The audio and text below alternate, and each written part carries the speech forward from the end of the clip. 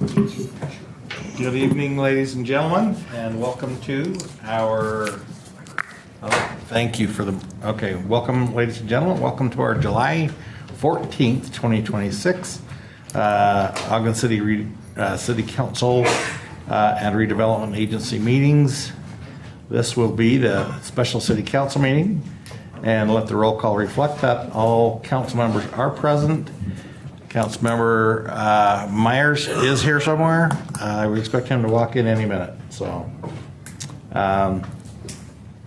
we have our opening ceremony. We've asked Vice Chair Graff if he would lead us in the pledge. Please rise and join me if you're able.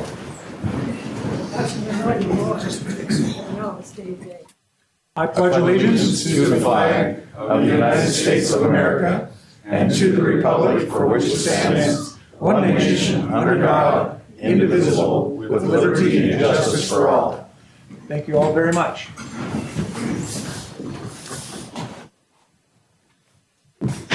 Please join us for a moment of silence.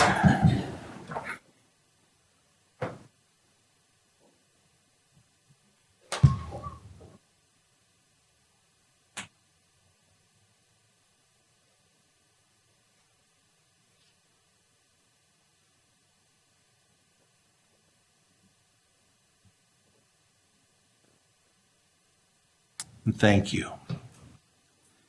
Council members, are there any acknowledgements you'd like to make note of today?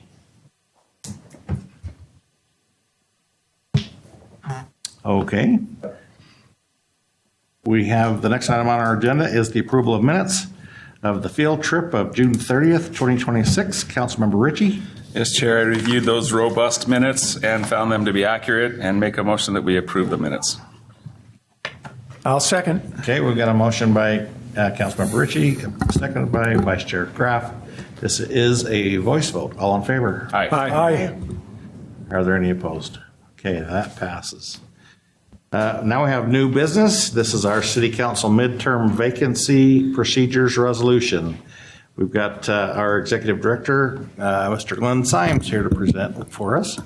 Thank you. This is a riveting conversation. Thanks. Thanks, Glenn. Thank you, Chair, members of the council.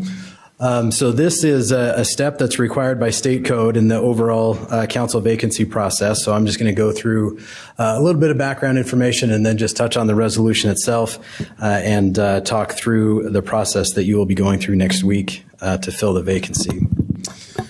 So the overall timeline, we are pretty much right in the middle of it right now. So on July 1st, we did receive a letter of resignation from Councilmember Myers.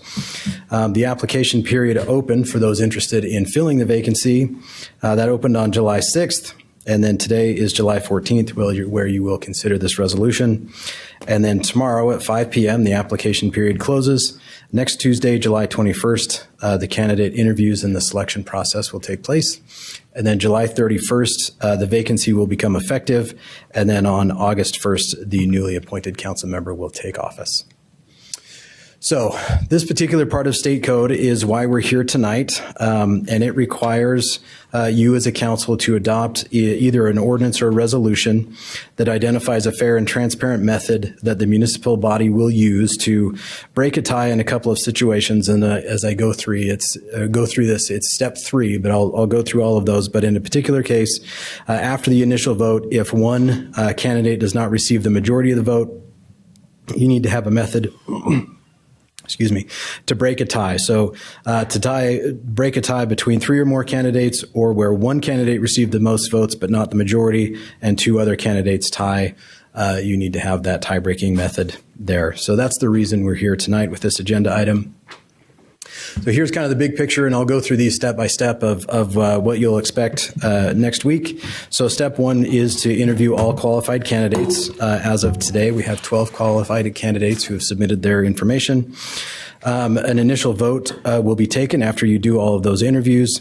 And as I mentioned, if in this step 2, there isn't one individual who receives a majority of the vote, you would need to go to step 3. And at step 3 is the elimination by lot to determine the top 2 finalists. This is where this resolution comes into play. And if we do step 3, we move on to step 4, where you would re-interview the top 2 candidates, vote on the top 2 candidates. If that doesn't result in a winner, then we go to step 5 with the coin toss. So, and I'll go through a little bit more detail on all of those. So step 1, what you'll expect to see next week, as I mentioned, is you will interview all the qualified candidates. The candidates will be given 4 minutes to answer all the questions. There'll be a set of questions that are presented and shown in the room so everybody can see those at the same time.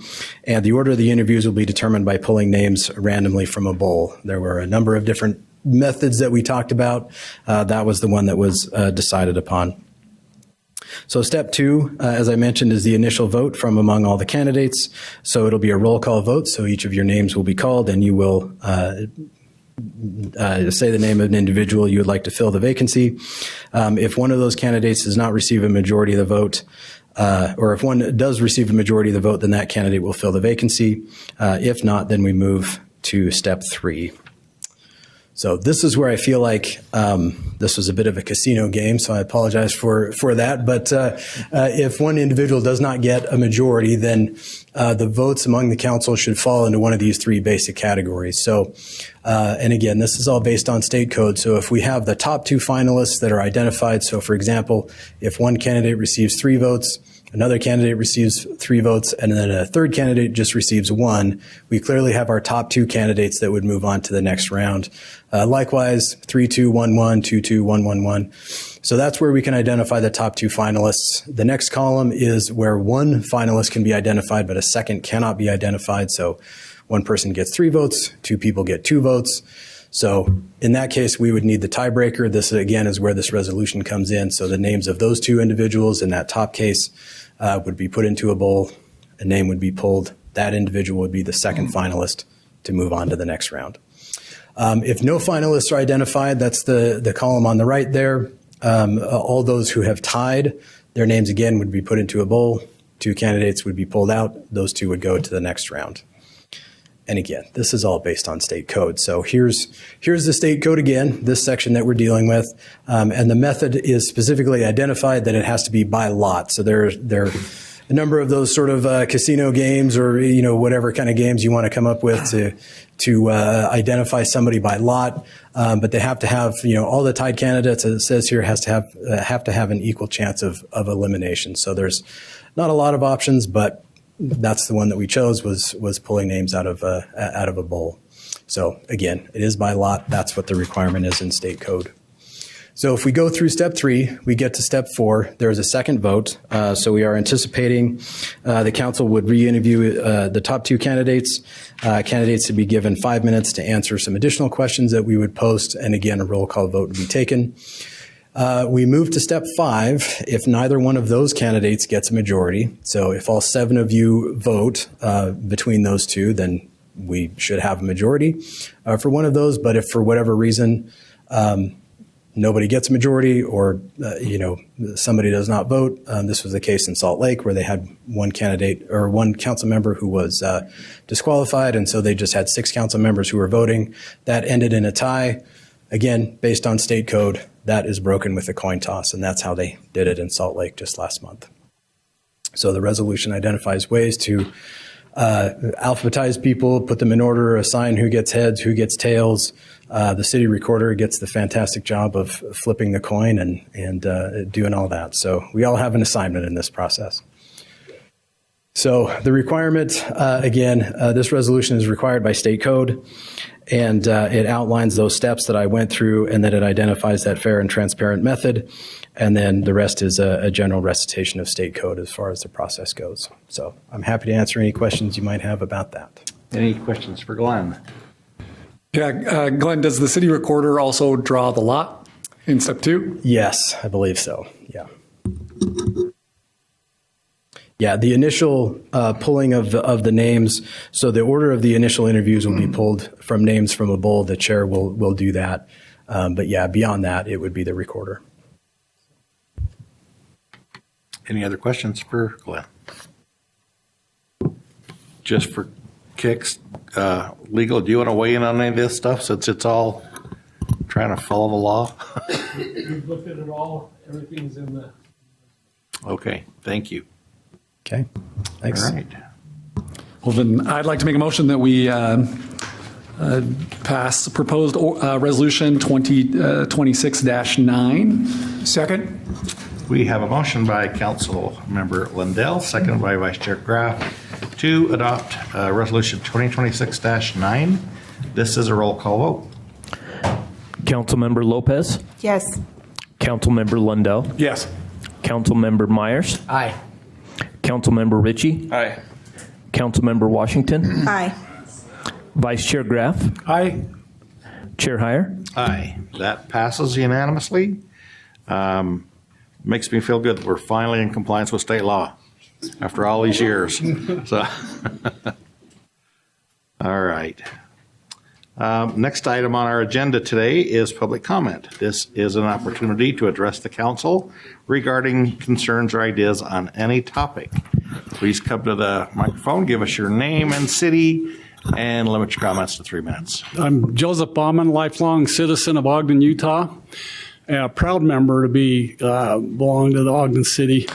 I have a silver lining for you about draining of the dam. We had our water board meeting with all the Pineview systems all afternoon today, and we did some archive research, the district manager. And what we found out is when the dam was drained in 1992, they drained it down, and if I recall, I think it was down to 14,000 cubic acre or 14,000 acre feet, and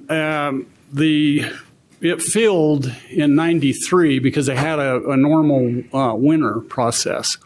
So what we're draining it down to now to do the construction work with what we had snowfall for this past winter was 41,000 acre feet. So with the carryover, with what they drain it to, we'll end up with about 58,000 acre feet, which will get us through the irrigation system pretty much. I mean, it'll be empty, but then the prognosis is for 2027 will be a harsh winter, so we'll be able to fill it. And if we have a normal winter this year coming up, we'll have a full allotment of 110,000 acre feet, so the dam will be full.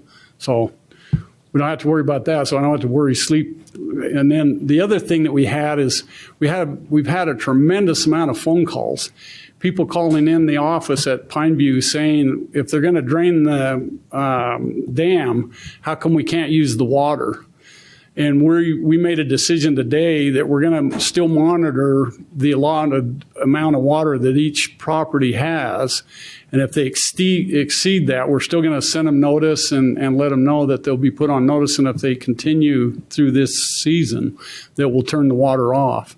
And we're using it as a learning process. I mean, we don't want to penalize people because some people think that if they use the water, it'll recharge the aquifer system, which is partially true because we have the aquifers are being depleted. But it'll help with that. But anyway, that's a positive thing that's happening for the water, so we don't have to worry about that. And then also, Councilman Meyer, I want to thank you. Okay, we're going to put that in the books. Joe, that's good. Okay. I'll sign it for you. Okay, that's good. Thank you. Who's next?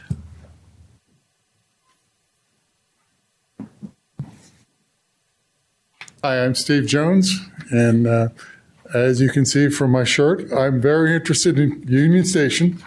Just simply, real quickly, would like to thank the council and the administration for all the focus that's been put on Union Station, for acknowledging the importance of everything that we have there, and just simply encourage you to move as quickly as is practical to do things in a transparent and open way.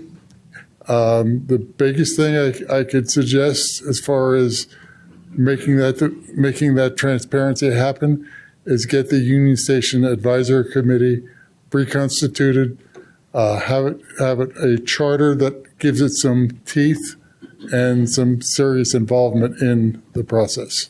So again, thank you all for keeping things moving forward and recognizing how important that anchor to all of Ogden is to every one of us.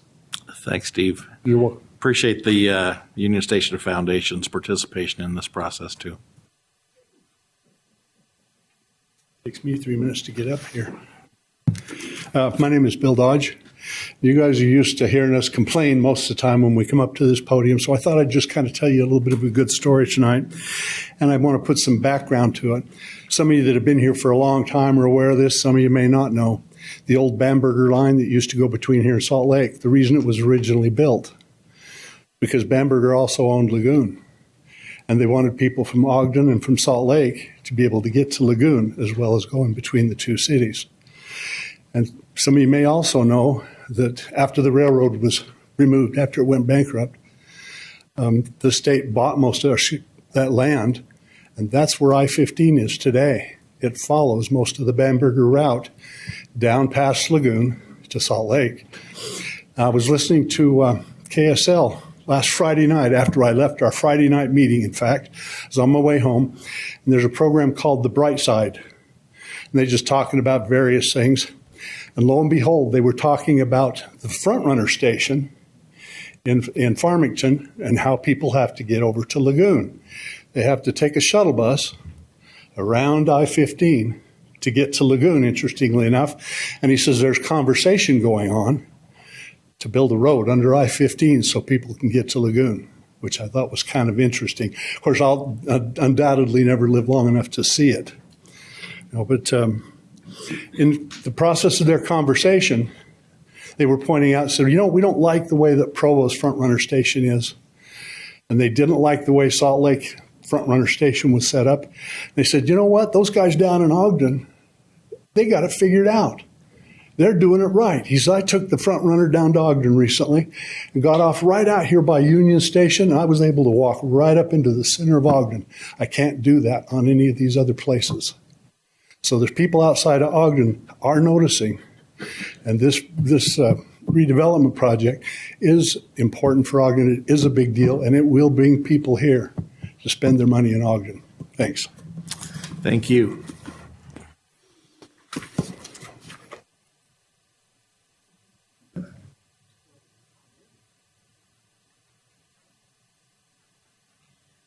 I'm going to play two roles here. First, I'm Terry McCullough. I live in North Ogden, but I was a school teacher in Ogden School District for 23 years. I can't even tell you how many undocumented people I probably taught, but I didn't care, so I didn't ask. Great individuals. One of my students got a hold of me, and his father has been taken. Now, I have no idea whether there was anything wrong, whether he had a warrant. I do not know that. I just know that he was taken, and he can't find him. And everybody I know can't find him. So how do we find where these people are so that we can help them? I've got a young person not knowing what to do. I have met with the sheriff, and the sheriff indicated that they get as many phone calls as they need to find somebody, but no one has called. Do they just disappear? I'm a little concerned about that, because if there is something wrong, the family should know. Whether or not he did anything illegal, we just need to know where he's at. Now I'm going to put my other little thing on. Well, maybe. Now I've become the president of the League of Women Voters. And I'm going to read you our position on ICE and detention, and we do not reach a decision for any kind of a position statement without a huge study being done. The League of Women Voters of the United States strongly condemns the expansion of ICE and the current immigration detention system. The organization actively opposes funding for these agencies without strict accountability, measures put in place, advocating for an immigration system that upholds due process, protects human dignity, and respects civil liberties. That could go for any of us. Every single person should be able to have that. So that's where I come from with the League. I'm not representing the League when a student calls me. He doesn't know I'm a member of the League. But if somebody can figure out who do we contact? How do we find these people? And he's been there for probably 26 hours. Thank you. Thank you. Who's next?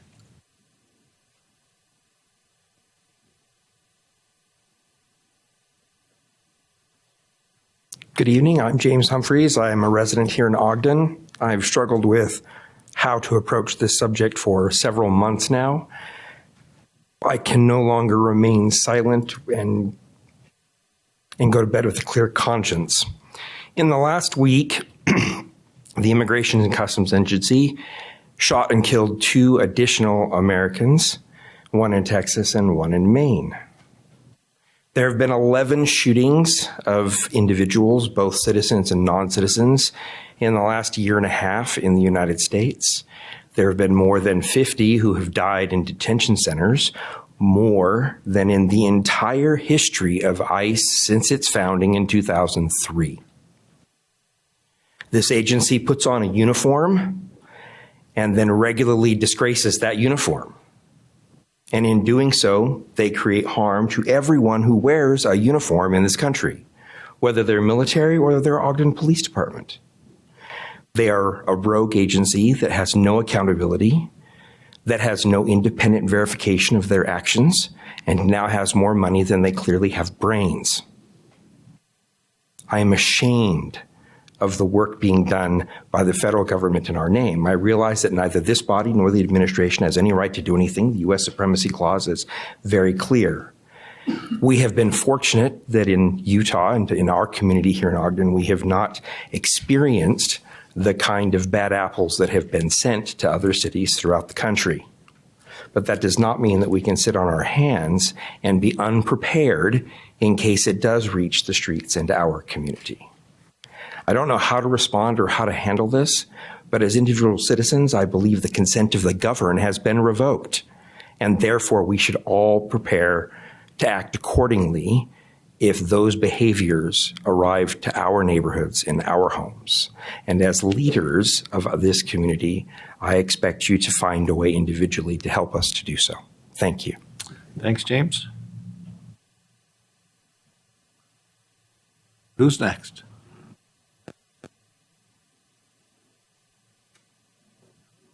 We have oh, here we come. All right.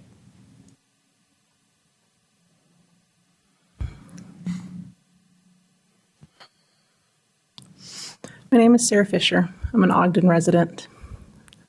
It's been a long, sad week. So, as y'all know, I've talked to you before about ICE activity, and I just want to emphasize and continue the conversation from last week.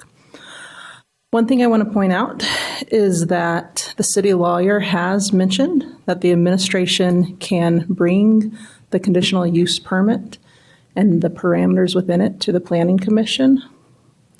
And we would really like that discussion to continue. Another thing based on the conditional use permit, which Ogden did create for the ICE holding room, is that last week it was referenced, I believe, that the data that ICE gave saying they'd basically exceeded the limits of the conditional use permit were false. We've presented data from ICE itself contradicting this, and the fact that the city is considering dismissing the data as data entry errors doesn't sit right with the community, and it doesn't seem valid. It seems very concerning. Continuing on that, just for who is interested, many people in the community have talked to Weber County. We have talked to the sheriff. Those doors are open. That communication is happening as well. On that note, OPD has been seen more frequently with ICE. That's raising a lot of concern in the community. Another piece is if the city approved the use of the conditional use permit because it determined that there were conditions that were necessary to protect the community, what enforcement authority does the city have when those conditions are violated? And under what circumstances would the city exercise that authority? I've been here quite a few times. I don't want to be here tonight. I want to be at home with my family. but this is important because our questions haven't been answered adequately. I want to end with one other note. I recently helped a family where the husband was detained in March. They had 5 kids, 5 U.S. citizens. I went to their house. I've seen this in person. And the mom said, we have to self-deport. There's nothing else we can do. We've exhausted the end of our resources in this community. They've had actually some really great support from case managers in this community helping the family. But one of the biggest things that jumped out, and this family did self-deport with their 5 U.S. citizen kids, but I want to emphasize she wanted people to know that her husband wasn't a criminal, that they hadn't done anything wrong. And I think that's the case for a lot of people in our community. They aren't criminals. They're normal people being taken. I hope that we can have answers, and thank you for your time. Thank you. We do have a couple hands online. Heath Sato.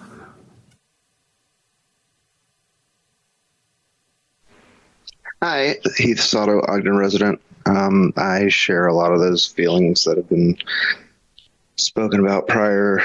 But just tonight, I wanted to ask what makes JF Capital now appropriate for the Union Station project, because McWhinney was sort of the key thing that made them appropriate for that project. Their work on the Denver Union Station and other projects of that nature. And I just learned this week when the agenda came out that they were gone, and they've been gone for 2 years, and nobody I know knew anything about that. So I just wanted to find out what's going on with that, and do we have a replacement for them? Because I honestly don't believe the main developer by themselves is appropriate for this development. And I don't know if we have any means of clawing anything back at this point, but yeah, I'd like to know more about that and what we're planning on doing about that. Thank you. Thanks, Heath. Another hand online, Linda.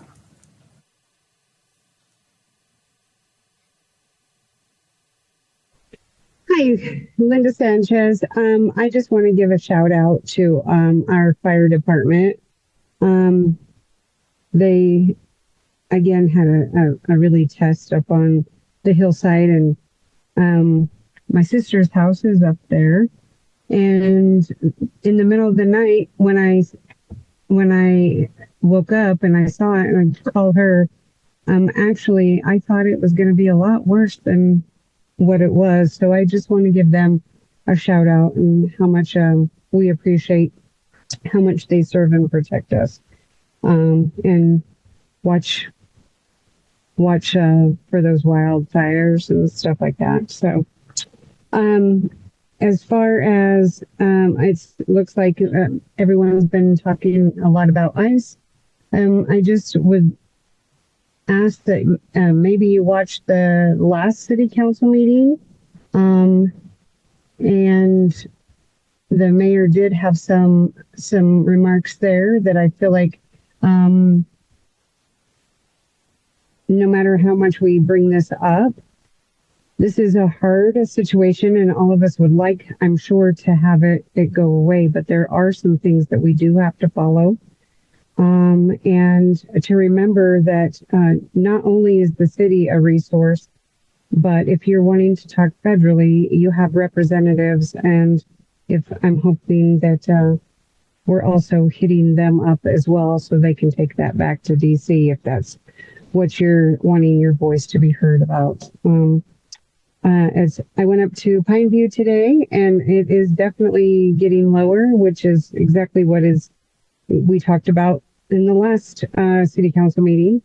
My question is, seems that we are having possibly less water if we don't get a good snowfall. Is there any guardrails that we're putting into place for halting any extra expansion of use, like resources that the water is going to have to maintain until we ensure that we can provide the services for what we have now. That would be for residential and for businesses. I really haven't heard anything about that. So if you could just let me know what's going on about that, I would appreciate that. Thank you for your time. Thanks, Linda.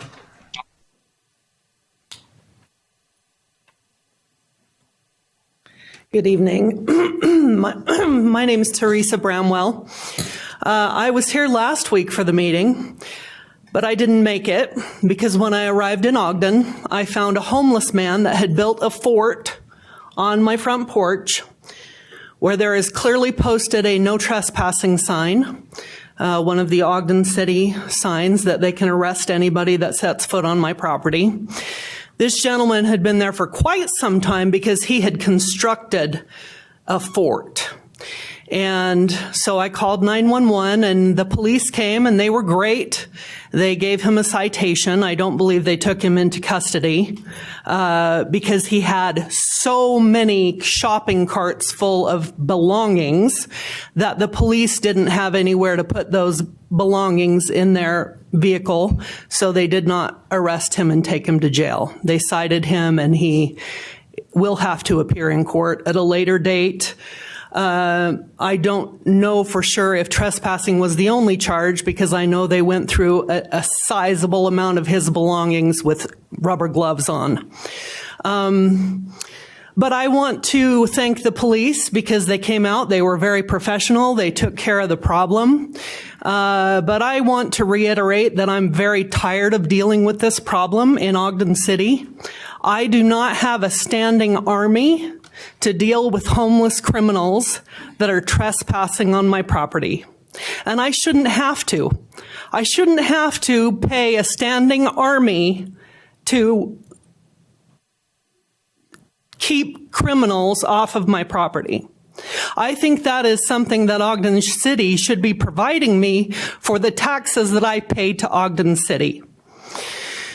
So I had some business in the county building today and I went in and I saw that there was a Department of Commerce. So I stepped in and kind of told them about some of the problems that I'm having in Ogden. And I asked if they had any solutions. I said, what do you think should go into this property that I own?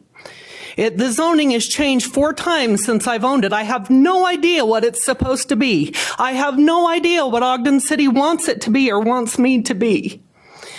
They really didn't have any solutions. They said, we don't deal with anything in Ogden City. You'll have to go to Ogden City. Well, I feel like I've gone to Ogden City hundreds of times and nobody from Ogden City has come up with any solutions to help me so far, other than sending the police when I call them, which is every week when I show up.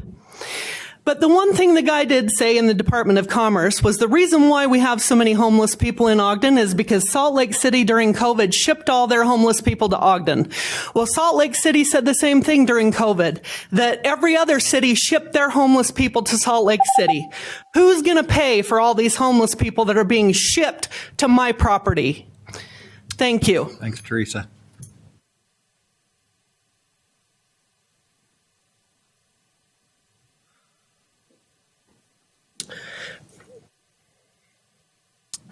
Hello, I'm Thordorosh, Ogden resident.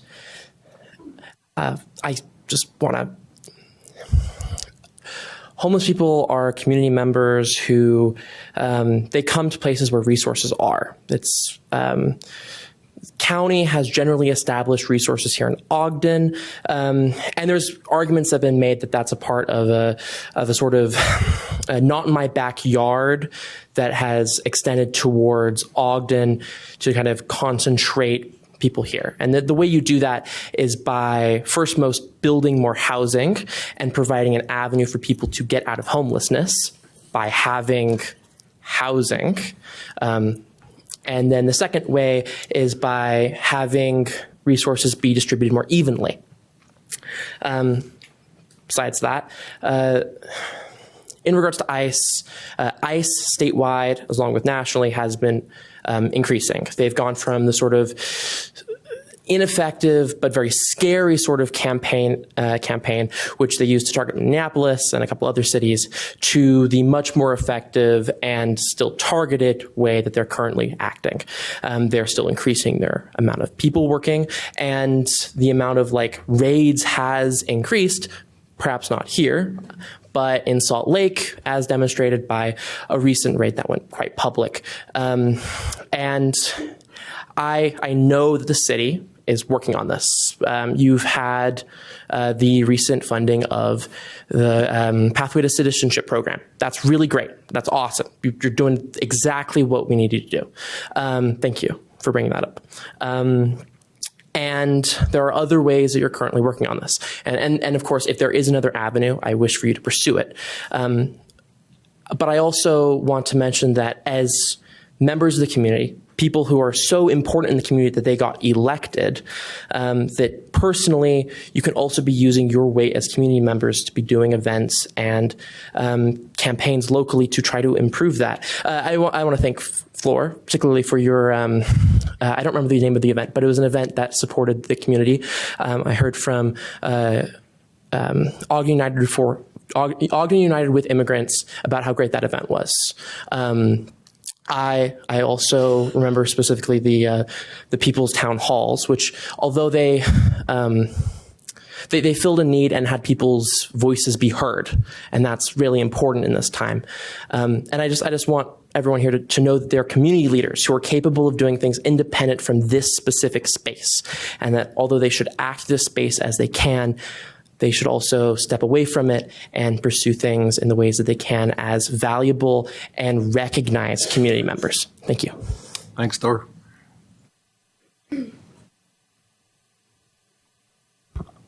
Hello, Annie Genoway, local business owner.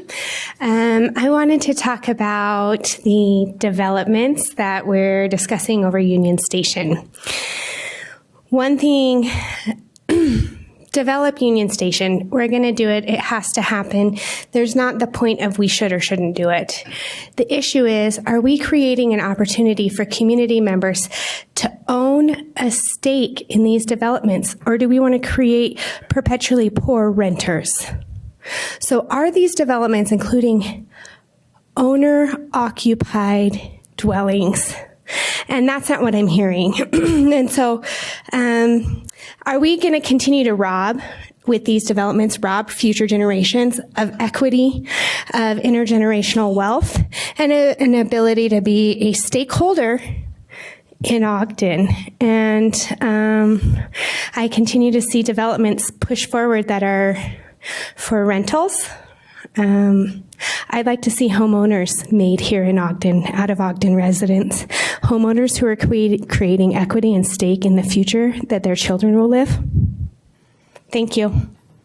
Thank you. Anyone else?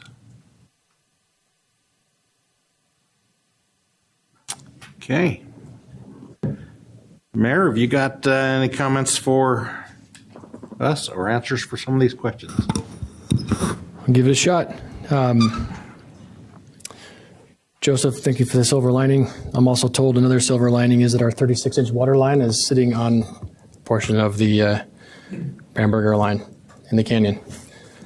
I also want to mention that and reiterate that we are not draining the reservoir. First of all, I don't have the levers to that, although we have the authority to in order to repair the water line. We're not draining the reservoir in order to build a water line. We're taking advantage of a drought year, and year that we anticipate and that the water managers anticipate that the reservoir will be very low, and that will allow us an opportunity to cross the reservoir, while it's low. If it's not low enough, we will drain it further in order to build the water line. I think it was Linda that mentioned water and asked if we're doing things to prioritize conservation, which we are, and we can provide those details at a later date. But we're talking about our drinking water. We're talking about culinary drinking water. This is a necessity for survival, not for ornamental grass, not for landscaping, but for our community and others to drink water. This is exceedingly important. This water line has been in need of repair for a long, long time. And I'm proud to say, in spite of the critics, I'm proud to say that our administration took it on day one and are the administration that are pushing it forward and getting it done before it's an emergency and before we have a catastrophic failure and a public health emergency. I'm also really proud of the work that our administration's done to coordinate and collaborate with water managers, with fisheries managers, to make sure that we're capitalizing on a moment, using the term silver lining again. Nobody likes to see the drought circumstances. We don't want to see the reservoir drawing down because of drought. But if it's going to, let's capitalize on it so that we don't have to exercise our rights to drain it completely just for the water line. So a lot of people are saying that we're draining it just for the water line, and I'm going to continue to correct that record, while holding on and reserving the right to drain it a little bit further if we need to, because the water manager's projections are just projections. We're estimating, or they're estimating, where it'll be by the time construction period would arrive in the fall. We're hopeful they're accurate because it's close. So we'll deal with that when the time comes. But one way or another, we've got to provide safe, clean drinking water for our city. I'm also really proud of the collaboration with the fisheries managers to make sure that they know what's coming and how they can help us mitigate any impacts to the environment while it's happening. They've told me, and for transparency, I used to be a fish biologist. When I talk to these guys, I speak their language. They've seen this before. It was not permanent damage or catastrophic damage. Short-term consequences, certainly, to individual age classes of various species. But we're looking at opportunities for ways for us to have long-term benefit while the water's down by potentially providing some habitat options or things like that, while also improving boater access to construct the ramp while the water's down. So more silver lining, right? I guess, Terry, to your concerns about helping to find, where's Terry at? Behind the pillar, sorry. I'm happy to do what I can to help find and track the family member down. I think there are also legal services, nonprofit legal services, hopefully that could help, that I know that Councilmember Lopez is aware of. I think my only resources would probably be the same that you have, but maybe I have a stronger voice in it. But I would call the sheriff, I'd call a congressional delegation. That's what I've been doing as promised, pushing for a pathway for everyone.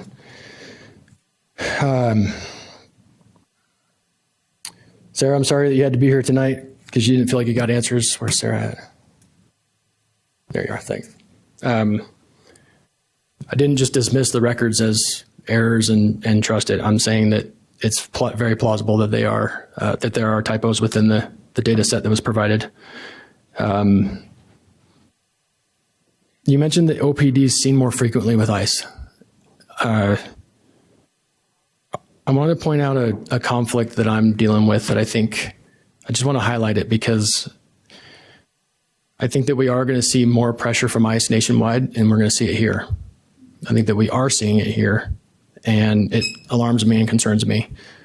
One of the things that gives me peace and comfort is knowing that OPD can be there not to be involved in the issue on the ground, like the arrest or the interdiction, but to be there to help keep the peace for the public.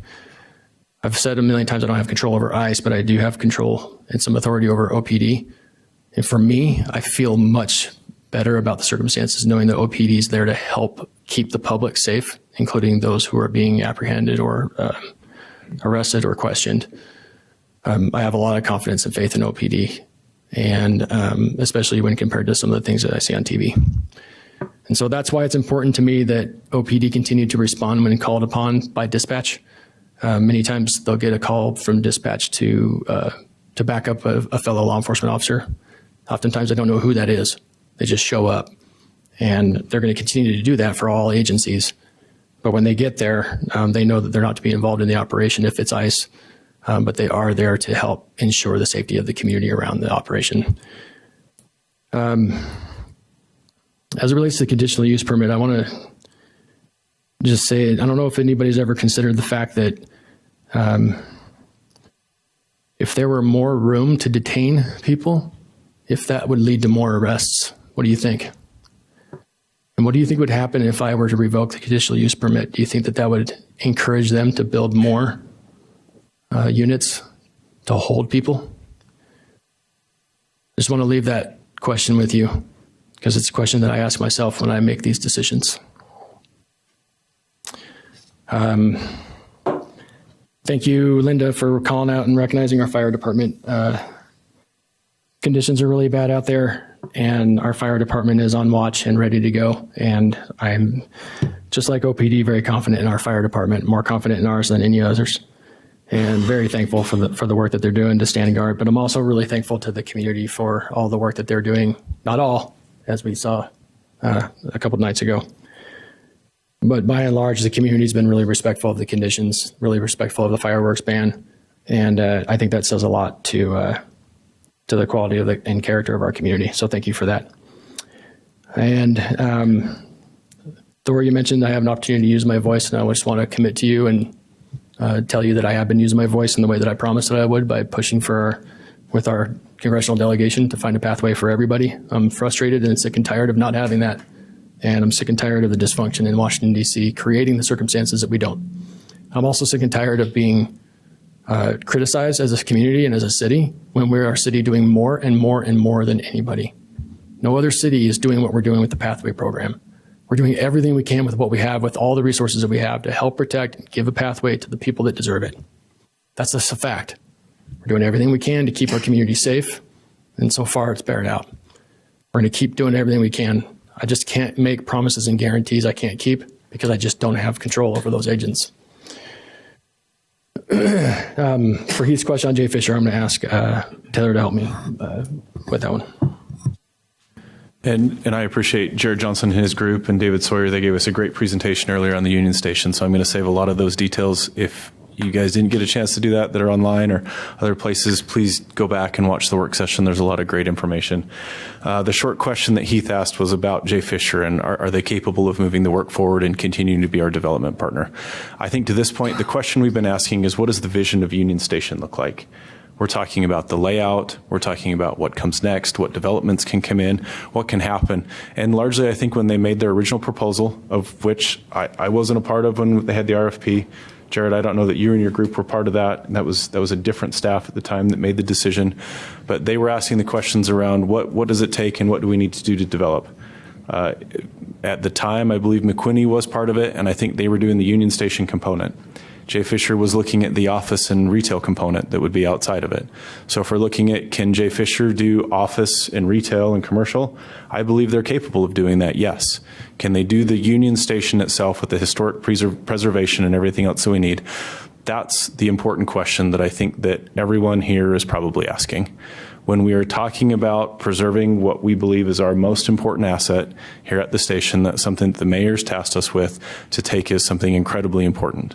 So how do we do that? We work with our residents. We work with the people that have a know-how of where they need to be. And it's what we should be doing anyway.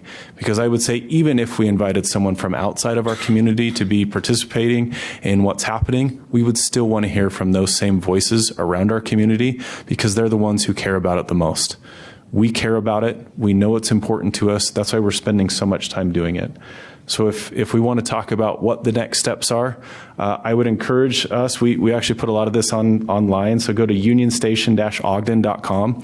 See where we are in the process. See where we are and what comes next and what we need to do. And we can continue to have those questions around, what comes next in the process. I think people forget that there's more public process that still needs to happen. There's still development agreements that needs to happen. And there's still a master development agreement. There's a lot of questions that we're still working through on the Union Station that's going to take us time and effort to get to. I appreciate Jay Fisher and the work that they've done to date on that project. I think they've given us a good foundation and framework. They've worked with us on a lot of great things. So to just say that they're immediately unqualified is probably a hard conversation to have at this point when I feel like we've had a lot of good information we've provided. But the one thing I can tell you is we have a lot of qualified people within the city, and we have a lot of qualified people who are in this room with us tonight that are residents, amongst others, that trust, believe, and know what needs to happen with the Union Station. And that's where we're going to work and try and put the most effort is into those voices and into the community and back into that building. Thanks, Taylor. And I'll just mention, I think that the original RFP was done through UTA as our development partner prior to our staff, but also we have made a lot of progress in our current efforts. I think we've healed a lot of wounds and built more bridges than that were burned in the past. And I just want to say, and I think Jay Fisher and their contractors deserve some credit in that too, because they've really pressed pause with us. They've gone back to the design board. They've shown up for all the open houses, of which we've had 1 million. They have been there to help us get through the bumps in the road that we've been through. And we've made more progress with them as a partner. And I think that it would be a huge setback if we didn't continue to go down that route. I do think it's important that they also recognize that they also have the ability to bring on additional partners as the main development partner to oversee any historical elements of the project that are to come, but which are a ways out still. So nothing is imminent in terms of the development, that's for sure. But we are planning and preparing and hopeful that we're taking important steps soon. And I do look forward to having development partners that have the historical background necessary. And I forgot, Annie, amen to your comment. I would love to see ownership elements within the projects. There are laws that are going to require certain mixes for us, and then we also can't legislate ownership type, unfortunately. But I love the idea of ownership product as much as possible, and that's why my administration has pushed that as a priority. And even though we inherited 3,200 entitled apartment units, of which we've had to churn through and that we take the quote blame for, we have aggressively pivoted toward ownership in our community. Thanks. Okay. Thank you, Mayor. Council members, any comments? Chair, I'd like to I want to thank Linda again for bringing up the fire department. I should have brought that up in the acknowledgements portion. I got up Saturday morning and saw the alert and on my run just ran down kind of in that area, and it was really cool to see the line of men and women of the fire department and the surrounding agencies physically standing between the fire and the homes and drawing that line to protect our community. And it was really cool. And the fire team mostly contained at that point, but they were all still just working very, very hard. Nobody was standing around. They all had things that they were doing. So that was really remarkable to see that level of commitment to the community and to their jobs and what they're doing. I also just want to voice and just say I appreciate everyone who's come tonight to share their thoughts and feelings on what's going on in our community. I want to thank the mayor and the police chief for their efforts and how we're responding to these national pressures and what's going on. And I do understand there are a lot of frustrations surrounding the issue, and that's definitely valid. Those concerns that are being experienced, and what can we do? We appreciate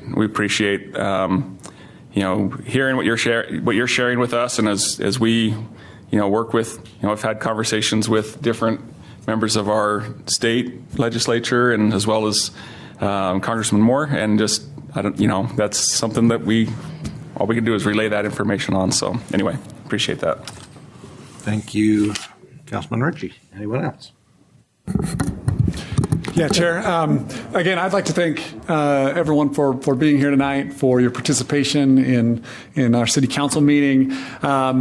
As I haven't had an invite to go to the ICE hold room, I took it on myself before the work session today to go knock on the door. I knocked on the door and said, I'm a representative of Ogden City Council, and I know lots of our community members have questions about this facility. May I come in? They said no, but I did get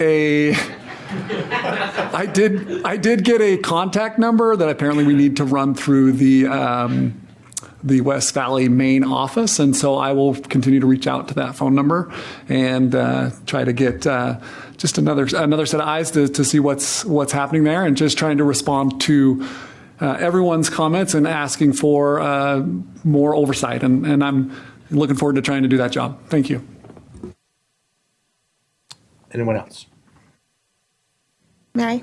Yes. So I just want to enforce, Terry, if you, I'm willing to help you and connect you with the lawyers I in the past week, I host a workshop, and they were very helpful. And they present, and I'm sorry, I know you were there, but everything was in Spanish. And they present what to do in case someone is detained, and the step by step. And I have all that information I'm willing to share with you as well, and put the lawyers in your services. The same for any family who need it. So thank you. Anybody else? Yes, thank you. I just want to echo again, just everyone staying involved across the board of everything that's happening in our beloved city, from residents to business owners to those that love to come to our community, whether it's in the mountains or downtown. So thank you for coming out and speaking and reaching out to council with your concerns or your compliments. I do want to raise that in the last week when it comes to parking, there was some buzz online just about confusion between the diamond parking for the hotel and then in Electric Alley where the city parking starts. I drove all around it just to look at the different lines, and it is slightly confusing. Things are fading, but I know the mayor said that signage is being worked on. But unfortunately, that individual was double charged from paying for city parking and then being fined for not paying for diamond parking. And then I was curious if our parking ambassadors work past 5 p.m., even though paid parking is through 8 p.m. And then also just seeing online as well that the DMV has reached out just with concerns about paid parking for people that may need to access services at the DMV. I would additionally like to just update that I was able to meet with Sheriff Arbon. It was just yesterday, and I sent over my notes to the sheriff for his review before sharing them with the council and with the community. From the sheriff, he presented the data that he had from November to January, November of last year to January of this year. But he is in the process of working with his team of updating that data that he will share with the community and with council members and administration as it becomes available. The data will go from February through July of this year. And so Sheriff Arbon also let me know that he is open to presenting information on the 287G agreements and the data to council during a work session. So he was open to that, to coming into one of our work sessions. Sheriff also clarified that the Weber County Sheriff's Department has two 287G agreements, the task force model and the jail enforcement model. The jail enforcement model has specifically on that certified corrections deputies interview and process individuals booked into the jail on state or local criminal charges to determine whether they may be removable under federal immigration law. Sheriff Arbon showed the data indicating that most detainees come from the jail enforcement model. Weber County Jail has had the jail enforcement model for 20 years. The three categories in which ICE would be notified is reentry, criminal history, or removal order or detainer. I was also during the meeting, Sheriff Arbon called the officer who transports the detainees to the Weber County Jail to the ICE hold room. The officer confirmed that detainees are transported to the hold room, kept there for processing, and then when picked up after processing, they are taken back to the Weber County Jail if the detainee needs to remain in custody. No detainee from the Weber County Jail is left at the ICE hold facility outside of operating hours. Additionally, I asked the sheriff if he had toured the ICE hold room, and he described the interior as a small office-like reception area with a desk near the building's entrance. Then across from that area, there are two smaller rooms on a wall across from that area, each room with heavy metal doors. Sheriff Arbon described the holding rooms as relatively small and stated that if approximately 20 people occupied one room, there would be standing room only. Sheriff Arbon reached out to the field officer for the ICE hold room here in Ogden and asked if the officer would give me a tour of the facility. I'm still waiting for a response from the sheriff. And then an additional statement that Sheriff Arbon put in emailed to me. He emphasized that Weber County Sheriff's Office does not conduct immigration enforcement based on race, ethnicity, language, or appearance. Deputies must have independent lawful basis for any stop, detention, or arrest, and all enforcement actions are governed by constitutional standards and applicable law. Applicable law, thank you.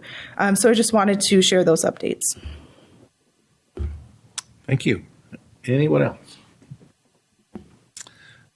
I'll take a minute. I'm a little bit of a water geek. I kind of get into that stuff, and I've toured the water treatment plant several times. Spent a little time with our engineers, and I've been and toured these construction sites, both when we were putting in the 24-inch water line that turned out to be a big long soaker hose for the canyon, and it was leaking a lot of water, and the 36-inch water line is proving to be also quite the leaker. We have, I think it is fortuitous that we do have such the timing is such that it is that our water usage is going to take the level of Pineview down naturally, near to the point where we can work on the water line and allow us to save millions more gallons of water every day after we get this new water line in. If it was all money and if it was an investment, this would be a great investment to fix this water line at this state and time. So I hate to see the criticism that's coming to some of our people saying, well, you're just draining all this water and it's wasteful, and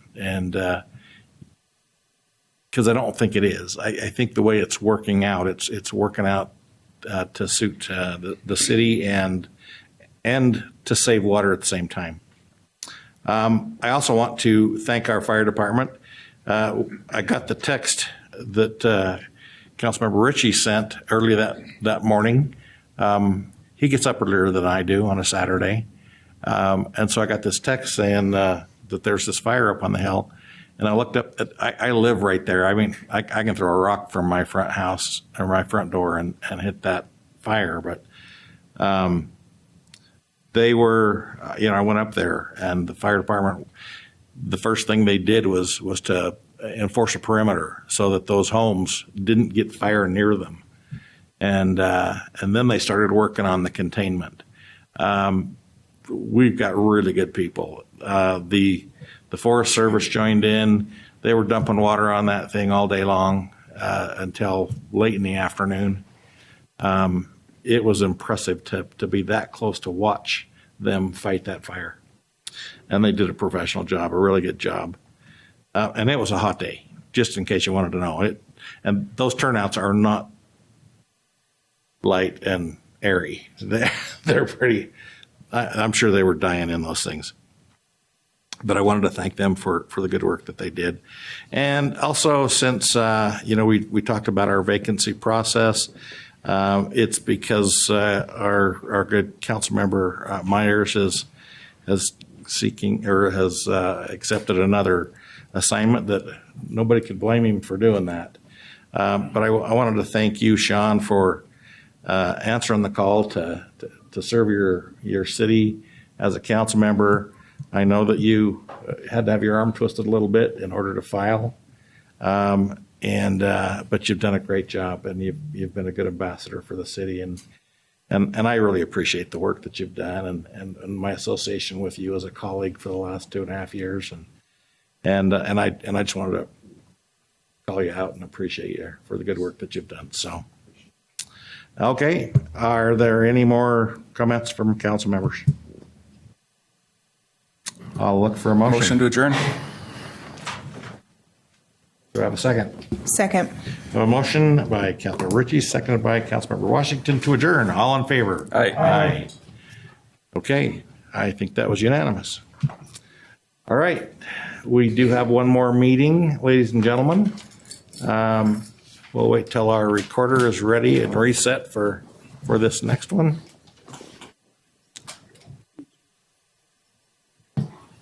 Friday. Thanks, Mayor. See you, Sean. Thank Hey, we're putting that one in the book, Joseph. Pardon me? We're putting your prediction in the book. Hey, you want me to sign it? I'm on my knees. Okay.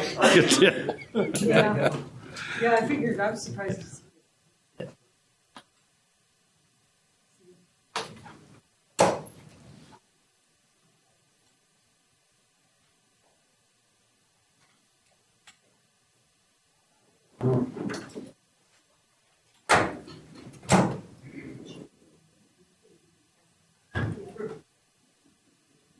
Okay.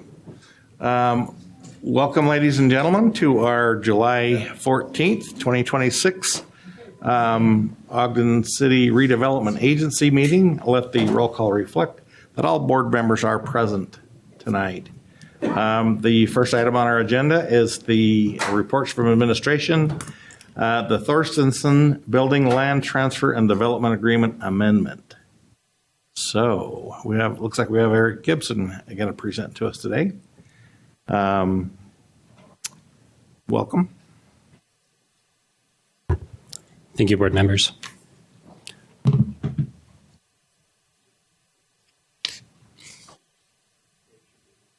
Appreciate it. All right, so just as a reminder of what the ask is in front of the board today, Lotus Company is requesting to change the current contract terms of an existing contract. It's a 2015 LTDA.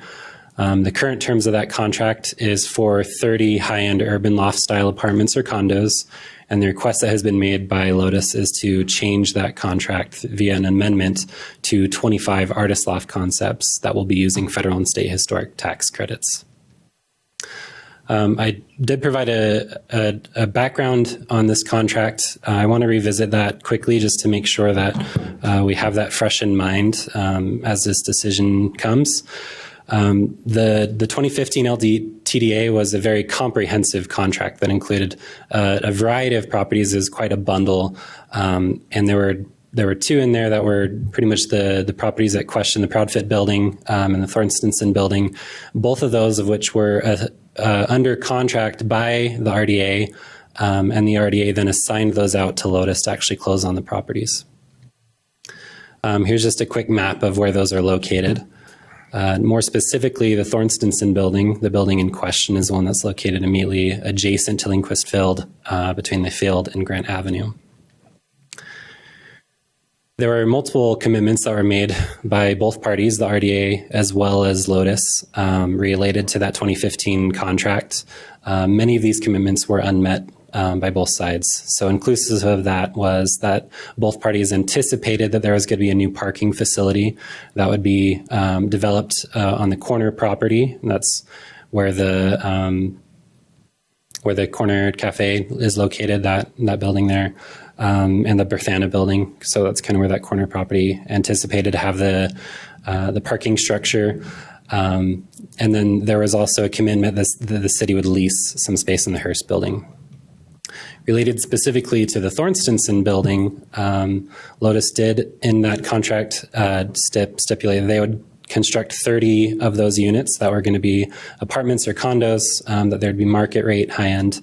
They also anticipated that they would close on the commercial units on the main level, that bottom floor, to third parties. So you have the Bott Patone Architects as well as Mercury Cycles.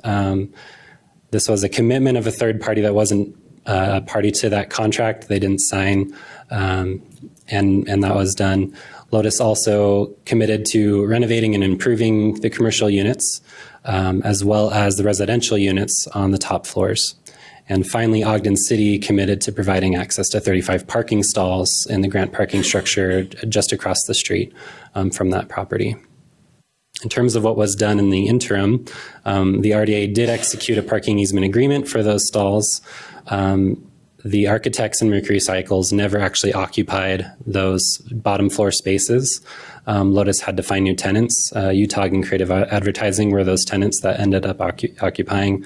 In the case of Utah, there were some very significant tenant improvements that had to be made. It is a beautiful space. If you've been in there, you're able to see those giant barrels, but that cost a lot for them to do that. Those were completed in 2018. In the interim, Lotus also started the process for a condo application in order to fulfill that other agreement in terms of trying to make those high-end units.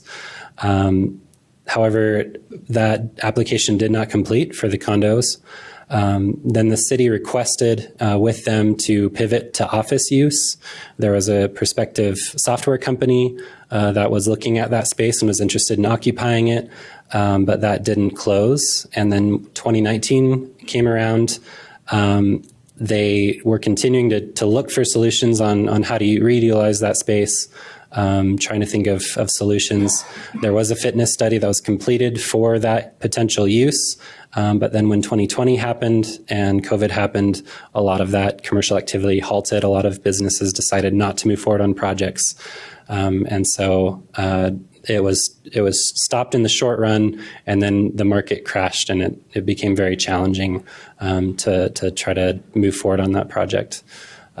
Within the last several years, Lotus has applied for and was awarded federal and state historic tax credits to try to move forward on that project and try to change it into a different type of use, which would be back to that original intent of the residential use, but in this case, it would be for the lower income type units. Here is an example of what they are proposing as that use, is to do artist lofts and to try to bring in some of that cultural heritage and the historic heritage. And they reference the Nine Rails Creative District as part of that planning that they have provided for what they're trying to do with those lofts. When asked for why the change from the 30 units to the 25, this is their response. It comes down to that was a better utilization of that space in terms of window access, code, providing enough room for the live-work concept they're proposing, that this is a better solution. They also have added clubhouse amenity space on that third floor so that it provides a higher quality of life for those tenants. In terms of the fiscal impacts of that proposed change, moving to a fewer number of units and larger units will lower the valuation slightly. Having it be income restricted could potentially lower the valuation slightly, and then it will also lower the number of fees that are collected by the city. Those are often unit-based, unit count-based, and so that will have a small impact on the city's finances. However, if the board does not approve this request, then the space will remain vacant for the foreseeable future. And that carrying cost would be borne by Lotus. That is a business risk that they accepted as part of this contract, and they do have the contract, but they don't have a currently proposed solution for how they would utilize that space and try to meet that obligation of market rate units. For the remainder of the LTDA, we have spoken with Lotus, and they are interested in renegotiating the remainder of the contract, trying to clean that up, trying to clear out some of those things, such as the anticipated parking structure, and trying to get a better understanding of a pathway forward on those bundle of properties. Approving this request would allow us to remove that building from consideration and could simplify that process and simplify that overall contract. You had also requested, and we spoke about this last week, regarding the housing market and potential impacts that change would have on the housing market. Jeremy and I gave a lot of information for those who were not able to view all those charts, and I would invite you to take a look at the work session last week. But in terms of the overall takeaways, Ogden City does have a lot of population growth that's happening. Weber County has a lot of population growth. Utah has a good population growth, and so there is a demand for new housing. There was a question of if allowing this would kind of move people from older LIHTC product types to this newer one, and that doesn't seem to be the case just because of the amount of demand that there is and the high housing costs. Second, the cooling residential market. Home prices are going down, lease rates are going down slightly. That has made it where the revenue side of the ledger is harder for projects to pencil. And then on the expenses side, they're seeing quite an increase in construction costs. Materials are up, gas prices are up, and so those costs have increased in the interim since this contract was originally created. It's much harder to make that pencil. And because of those constraints, many developers are seeking multifamily product types and are seeking those tax credits as a way to try to maintain profitability and try to way to make projects pencil that otherwise wouldn't. I did provide a chart that I thought would be relevant, just as a reminder to the board here, that there is a difference in terms of the actual market rates and the subsidized rates, but the difference is not very high. We're talking about around $300 per unit per month. That comes out to about 20 cents per unit per month in terms of the revenue that you could get as a developer or as a landlord. There is very low vacancy rates across both the market product types as well as the subsidized unit types. It's 6.6% is very low, right? There's very little wiggle room, very little openings for people to get. But the 10.5% is also not much higher. So there's a lot of demand for these product types. There have been quite a few deliveries there, and there's sufficiently more under construction. And again, this is data from CoStar. There's a lot more in the pipeline that has not hit CoStar yet, where we are receiving requests from developers to do additional products. And so that pipeline is quite large in terms of potential and upcoming development.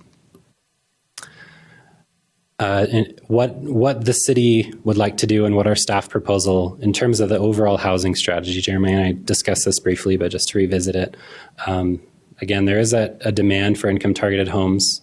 There is very low vacancy in those units. And so making this change would mean that it would likely that all of the LIHTC product types, the income targeted product types would get filled. There's not a concern there. Ogden does have a disproportionate share of income-targeted housing. There was that 83% statistic that Jeremy shared. So Ogden City is bearing the majority of those income-targeted units. And we just do not have the land available that we could actually address the regional demand that there is. And so because of that, because there is a lot of demand for it that will get filled, and because we have very little land, we need to be very strategic about how we let the city form and which projects we want to allow and which ones should go through and which ones should be supported. And so what we'd like to see and work with you on is to ensure that income targeted units are part of that overall housing mix that the city evaluates and looks at, but that we're very strategic in terms of making sure that those higher density housing types are in the downtown to maintain the character of the remaining suburbs and neighborhoods, and to give a good mix of product types, and to allow for people who are upgrading their lifestyle, who are able to experience new jobs, new wages, that they don't have to leave the community that they live in and that they love in order to find another home. And so to make sure that the property we do have throughout the community, that we have a good mix of housing products and types. And so to really focus on those key downtown and residential nodes to allow for those denser unit types to provide that type of an opportunity for a good mix as well as a really healthy, strong downtown. The example I gave, I wanted to revisit this as well. I pulled the median household earning for a median LIHTC product type, as well as for what a theoretical median household would be earning. And as you can see, there is a differential between the LIHTC, which would be about approximately $18,000 discretionary income after they've paid for that unit, versus a median household earning that would be approximately $37,000 in discretionary income. But this median is there's a wide range, and in terms of the distribution of those incomes throughout the community, there's a lot of overlap. If you have the 140% rule, that someone who lives in a LIHTC unit, they can reach 140% of AMI and still live in the property and be totally compliant with the rules. That is well above our median that the city has right now. And so there is a difference, there is an economic difference, but there's a wide spread of distribution between those two populations. So to summarize all of the considerations that we've talked about over the last several weeks, allowing this amendment would be unlikely to harm other income targeted projects within the city. It would stabilize the Thornstenson building. It would add approximately $20,000 to $25,000 in annual property tax revenue as a result of those improvements, and it would generate a small positive impact on the local economy via those new residential households.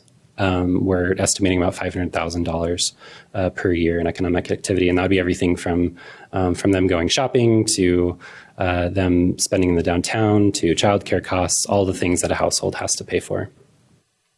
However, if you do proceed with allowing for a low-income housing tax credit product type, it has a 15-year compliance period. It has to remain income restricted for those 15 years, and it's a very high likelihood that it would remain a low-income targeted unit for a longer period than just those 15 years. It's very common that they will reapply for those credits as they need to upgrade and maintain the building, and so that's very likely going to be the case for this particular one. To summarize the staff recommendation that I provided, it's, again, more contractual based rather than economic based in terms of the argument here, is that due to the failure of both the parties to meet their obligations under that contract, due to Lotus stepping in to purchase that building, as well as the city's requests to change and adjust its strategy over time prior to COVID, and then because of the market rate changes and the challenging conditions, as well as there's no other current interest on the table from other parties who are expressing interest in that property type, that the board would approve this addendum to allow for those 25 units.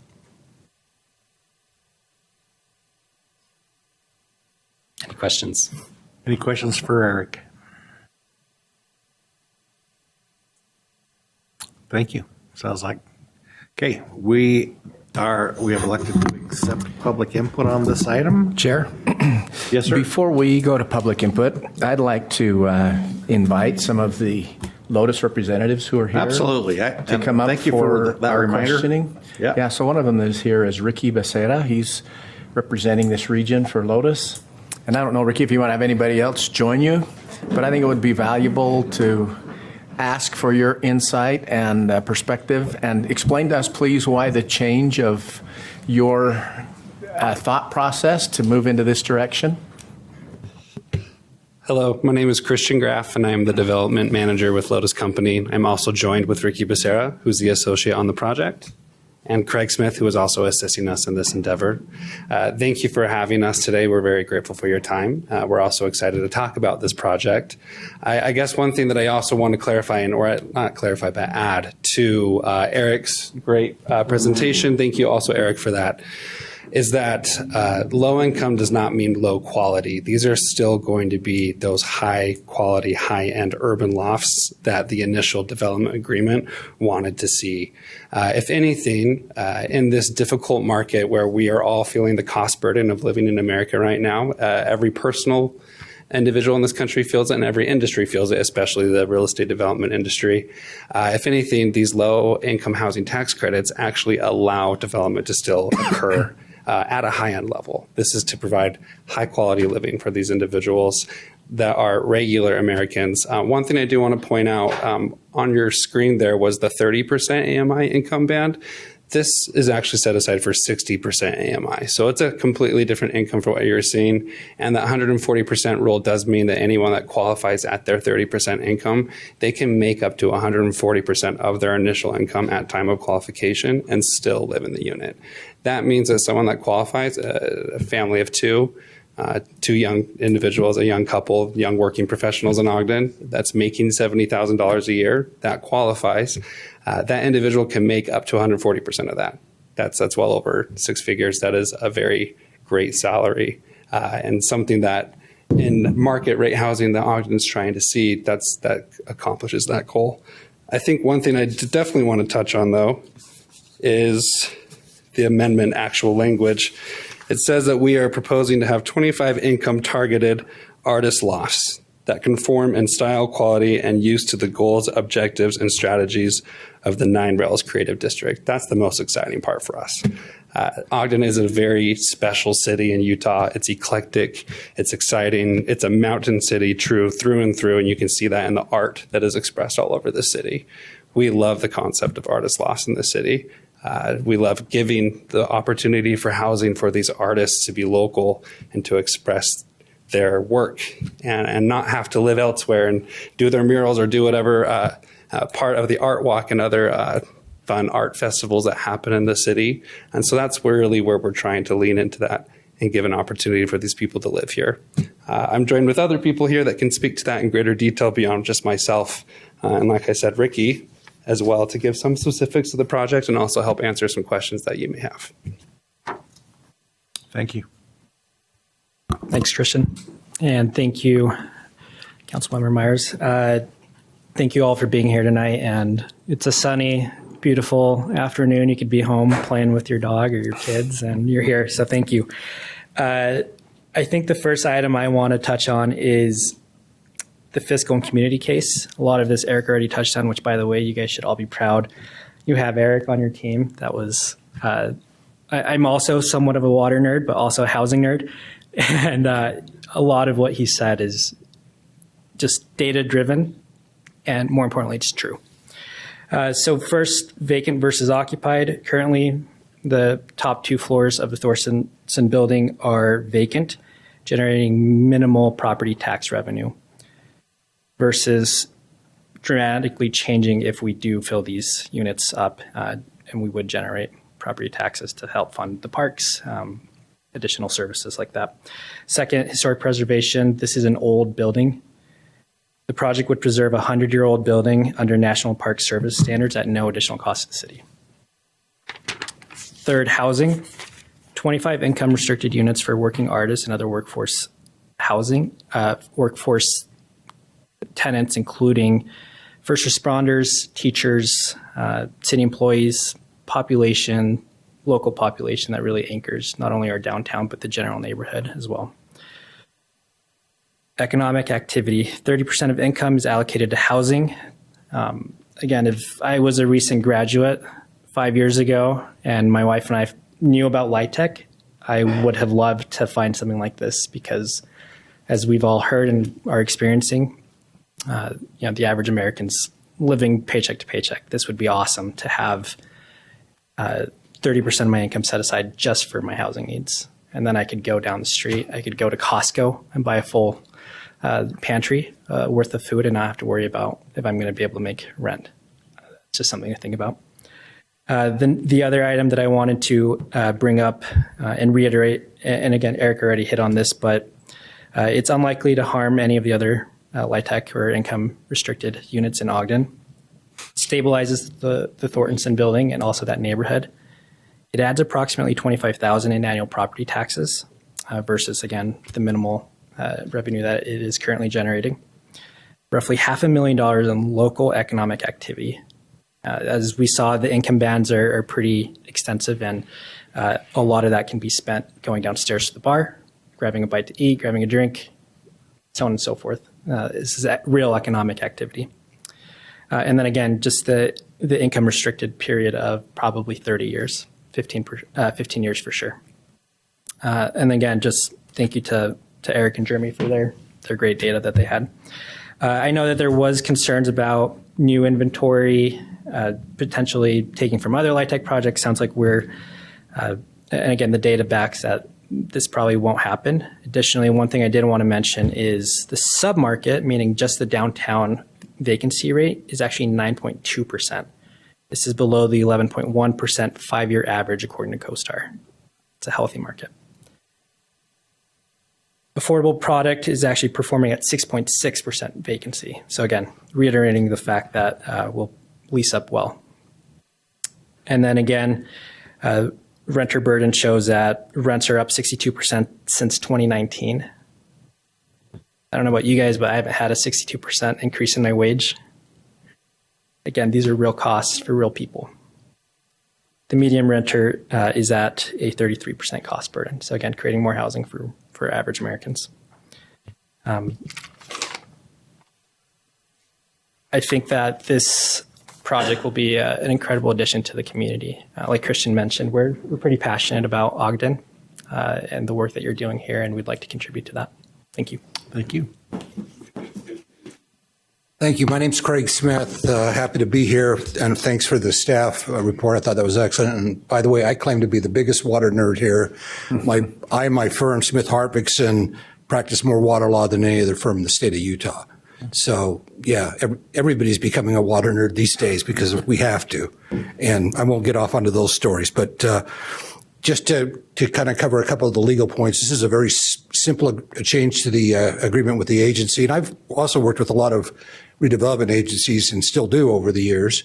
And so I went back and looked at the project area plan. Probably no one else has probably done that for a while. That was done back in 2015. That's the plan who guides what you're supposed to do. And at that time, there was no housing in this Thorson project area. And one of the purposes was to promote housing. So what you're doing is consistent with the plan and what you're supposed to be doing here for that, because it has to promote housing. The other thing is to allow a completion of the improvements for a historic building, which you're saving, which we're not saving enough of those, in my opinion, in the state. And then finally, I think it was mentioned the workforce housing aspect of it. It would, even though it does have a affordable housing component with it, you just heard the thing. We're talking about very little difference in rent between that and market rate. Finally, the thing I'll say, what I don't think these guys will say is you can't build something you know you're going to lose money on from the very beginning. And that's why they're doing this. I mean, if they could make more money doing something else, they would. There's been a lot of things that have been looked at here, office and things, and then COVID and all those things. So, it'd be, you have to be able to try to at least think you're going to make money to build something, and this is what they can do. And I think it will be a credit to Ogden. I grew up down in Carbon County, and if you ever get a chance, go by Helper and see what the artist community has done for the little town of Helper. Thank you. Any questions anybody has that either I or these guys can answer? Chair? Yes, go ahead. Yeah, I've got a couple questions that I'd like to ask. So first of all, I don't dive into the numbers like you do. So thanks to Eric and Christian and Ricky and to you, Craig. It's impressive to hear your evaluation, and it gives us a lot of hope for that type of a project. My simple question is, Eric had some really cool pictures of what some of those lofts would. Is there that much space between the floor and the ceiling in those apartments?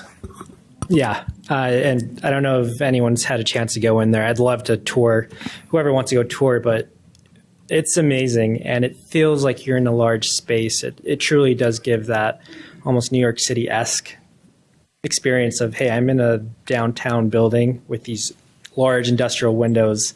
It's pretty amazing. So, and then what is the floor plan, the projected floor plan for each of those spaces? Yeah, so currently we have 25 units, 21 one beds, and 4 two beds and 2 baths. The average unit square footage is 839 square feet.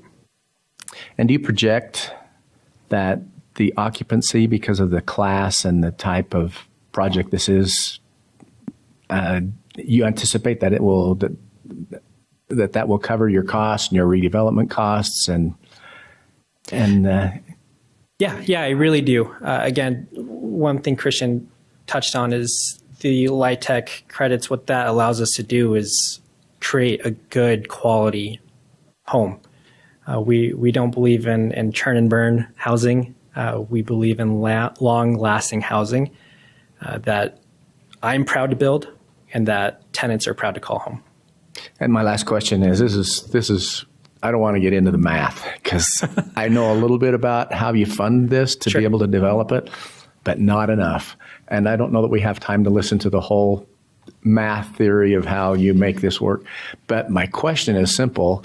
What is the time that you have return on investment when this becomes a profitable project? How long will that be? That's a good question, and it's a loaded answer.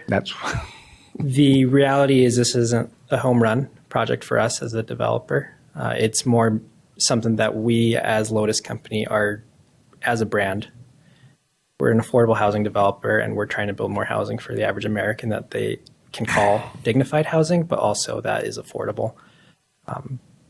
So I have a friend who has built a project similar to this in Ogden on Wall Avenue. I won't go into any more detail, but he projects that it's a 30-year time frame before that return on investment comes back. Yeah, he's probably not wrong. Yep.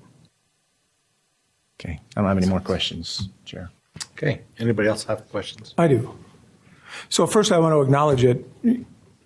Lotus has done a lot of good work in Ogden. I was at the ribbon cutting for the Riverbend project.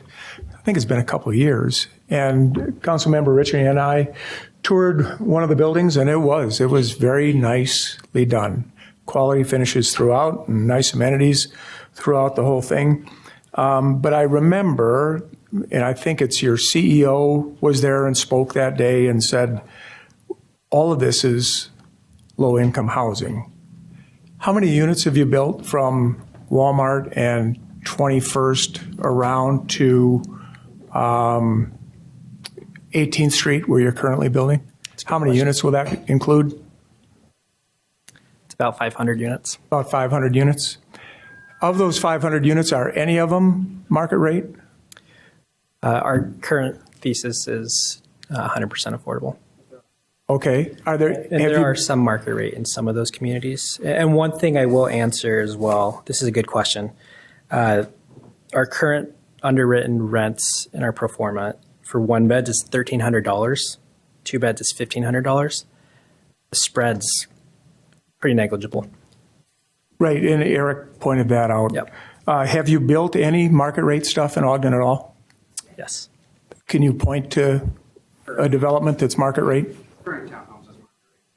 I'm sorry, one more. Current? Current townhomes. Okay, yep, that's right. Thank you very much, over on Park. So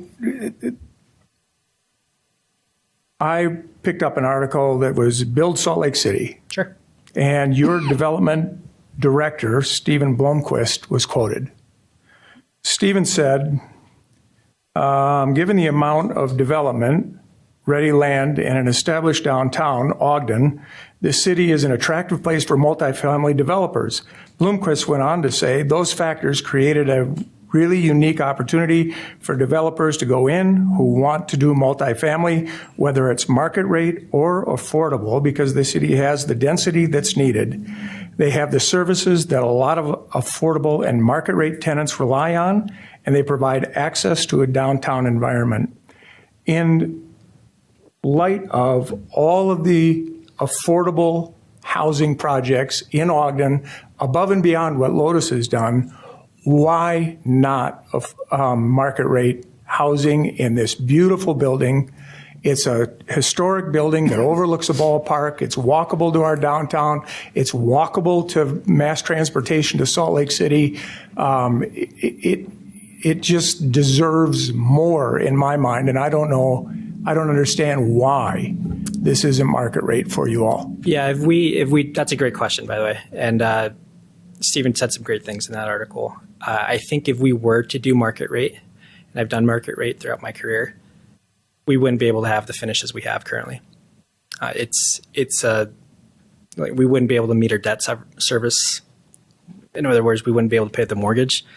The construction costs would just not be able to pencil for the rents we'd be able to achieve, whereas the LifeTech structure actually enables us as a developer to provide dignified housing with good finishes that you've seen at other projects. I kind of stand on maybe Ogden has enough dignified housing that's affordable for individuals. And there was a point made around a third of one's income going to housing, leaving the remainder as, I don't know if it was disposable or discretionary. I think it was discretionary. Discretionary. Okay. So if it is a couple in a market rate development, and it's not uncommon for a couple to make $210,000 a year, and this makes my math simple. A third of that is $70,000 for housing. That leaves $140,000 in their pockets as discretionary. If, on the other hand, this is a couple that falls into the spectrum of qualifying for LIHTC, even at 140%, let's say it's a couple that makes $90,000 and a third is $30,000, in their pockets is $60,000. 60 is less than 140. I'm worried about our downtown area not having enough people in it with disposable income in their pocket at the end of the month to support the amenities that we want to see supported in our downtown area. Sure. Councilmember Graff, thank you for all your comments. I think one thing that affordable housing does do is exactly address your concern. What we are all feeling, like I started off my comments and saying, is the cost burden of living in America right now. And affordable housing removes that burden for the average American so that they can live a regular life more easily and spend those dollars where you want them to be spent. So truly, you're wanting to see, let's say, the $90,000 a year couple that you mentioned, but a $70,000 a year couple qualifies for this housing. By removing that housing burden that they would have to spend $2,000, et cetera, dollars in a market rate apartment with their $90,000 salary, and here they get to get it for $1,500, like Eric showed us. Removing that burden gives them that $500 to spend elsewhere to then make up the difference, and now their salary is no longer 70; it's in the 80,000s. So what you're looking for is actually accomplished out of affordable housing. It removes that burden to then let these people spend their dollars where you want them to see them spend.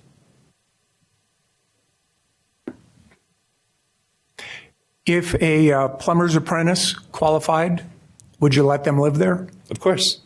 Yeah, this low-income housing is first come, first serve. Okay, and so the idea of artist lofts, that's nice, and it creates a very nice image, but there's nothing you can do to ensure that the entire property is occupied by an artist community. Except we can definitely market towards artists, and we actually have people here with us today to explain how that's possible. I actually would like to welcome them if that's possible. Lori, can you come speak?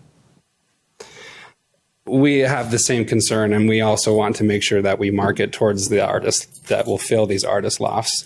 And although anyone can apply, as long as we market to the people that we would like to see fill these spaces, they can qualify for them first. So, Lori, if you could please, and then Crystal as well.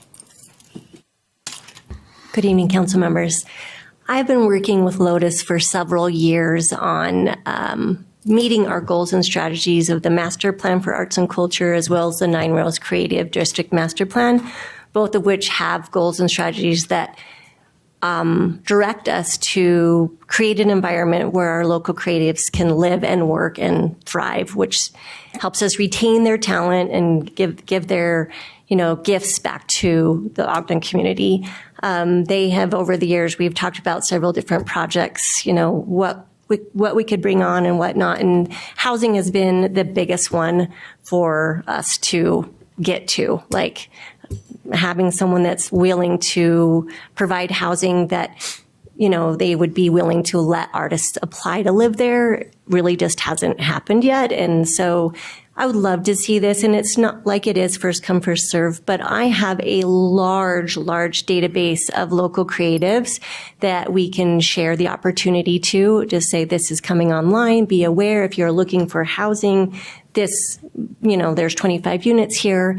And so that they are informed and they're able to apply to live in this building. And I think, we would all benefit from keeping our creatives here in Ogden, allowing them to be, and creatives often don't have large salaries, like we're all struggling to buy groceries and pay for gas and pay for everything. Even if you make a good salary, it's gotten a little tight. So especially in the creative sector, it's tight for them. And so if we can do anything we can do to help retain them here in Ogden, I think is a good vote for Ogden. So that's it. I can help share that out. We have a lot of creatives, that I have been in contact with for years. So that is, my step in this project. But they've been great to work with in helping me try to find and meet these goals and strategies of the master plan and the Nine Rails Creative District Master Plan. Thanks, Lori. Mm-hmm. Hello, good evening. My name is Crystal Fleming. I am a Senior Regional Manager for Evergreen Management Group. We are the management group that manages the Lotus properties here in Ogden. So I can speak to the market rate, conventional market rate properties that we oversee, and also the LIHTC properties that we see. I'm grateful that you joined us for our Lotus Riverwalk open house. It was definitely an event that we were very excited to put on. I hope that you took note of the speaker, one of our residents who was experiencing domestic violence. She found refuge at Lotus Riverwalk. That is the purpose of these affordable LIHTC communities, is to provide quality, affordable housing for those with the most need that are the working class here in Ogden. As a property management company who actively manages both affordable and conventional market rate properties or communities throughout the Ogden area, we've seen a clear trend in today's housing market. Our affordable housing communities are consistently outperforming our conventional market rate properties in both occupancy and long-term stability. Demand for quality, affordable housing continues to significantly exceed what is available today. Because of this strong demand, we believe Crown Apartments, as an affordable artist-focused community, will maintain consistently high occupancy. High occupancy translates into stable operations, strong property values, and also reliable property tax revenue for the city. We believe the project has potential to generate tax revenue comparable to or even exceeding what would be expected from a market rate development, simply because it is expected to remain fully occupied over the long term. This is not a new concept for us. We are very familiar. We currently manage art space in downtown Salt Lake City, where residential and commercial spaces are intentionally marketed to artists. We have firsthand experience creating and managing communities that support the creative economy while remaining financially successful. For Crown Apartments, we would partner closely with Lori and the Ogden City Arts Division to market available apartment homes directly to artists. We could also encourage artists within the community to share these opportunities with others in the local arts community, helping ensure the property remains a vibrant hub for Ogden's creative talent.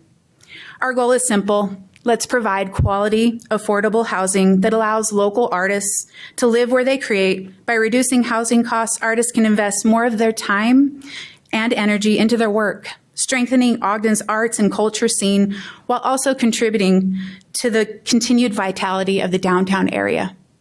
We believe Crown Apartments represents an investment not only in affordable housing, but in people who help define Ogden's unique identity and make our community a more vibrant place to live, work, and also visit. So thank you. I appreciate your time. Thank you. Thank you, Lori, and thank you, Crystal, for your words. At the end of the day, we are proud to be an affordable housing developer, and we are more proud to be an affordable housing developer here in Ogden. This is a special city, it's a creative city, and we hope to continue to add to that creativity with these very meticulously designed, high-quality, urban downtown lofts for the everyday average Ogden resident.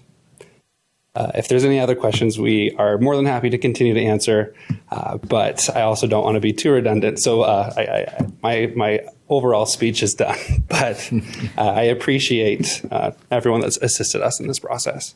I do have one question, Chair. Yeah, have you applied for the LIHTC? We have, and we were awarded. Yes, Thank we you. just we're awarded our third extension, or our fourth extension, I mean, and this is part of that process to continue and close and begin construction this year. Chair, I just wanted to comment that I have spoken to the owners of UTOG, and they're excited that this project is going to be hopefully moving forward. They're supportive of it, and I think I've had a lot of my questions and concerns answered. I just hope that I could become friends with a tenant so that I can grab a beer from the beer store and watch a baseball game from the living room. I think that'd be pretty cool. So. Hey, Chair, I had a question. So one of the things I asked in the work session was just about some of the recent state legislature changes or actions regarding condos, about condos, right?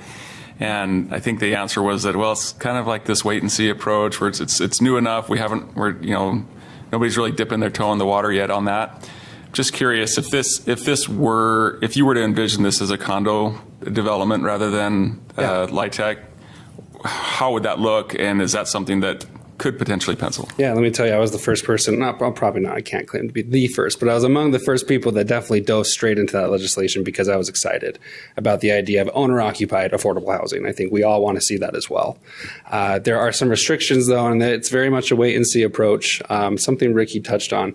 The reason we're not doing market rate here is because it simply is not financially feasible. We would love to build market rate here. That's why in 2015 we said we would. We tried in 2016, 17, 18, 19, 20, et cetera, up until now.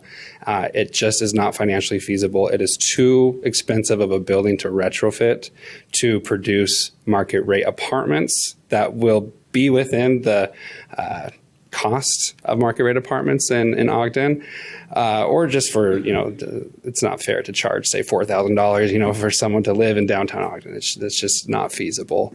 To the condo comment, same thing. That legislation requires that you sell these owner-occupied affordable housing units underneath a certain price.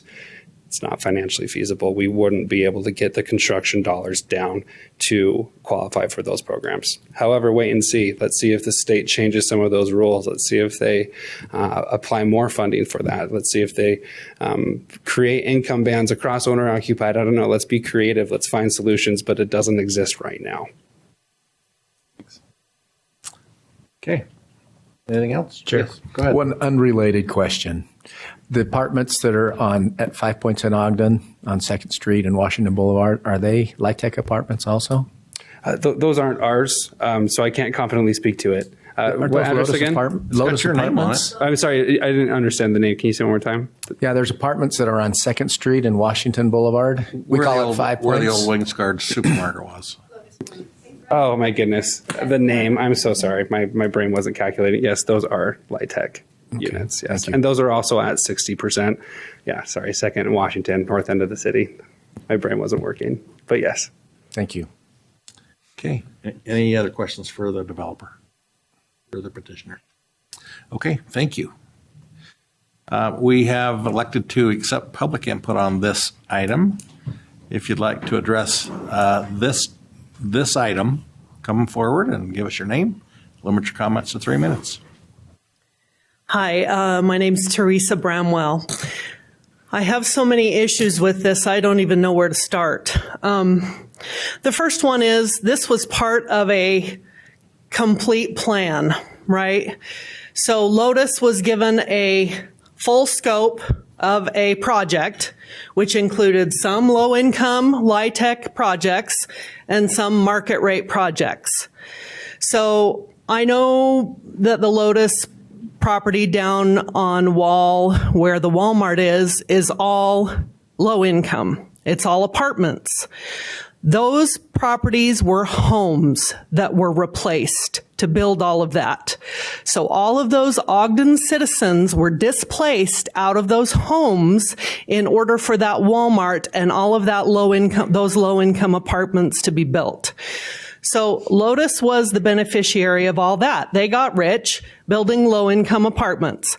They got rich building the next low-income apartments. They got rich building the next low-income apartments. Most of them are right downtown.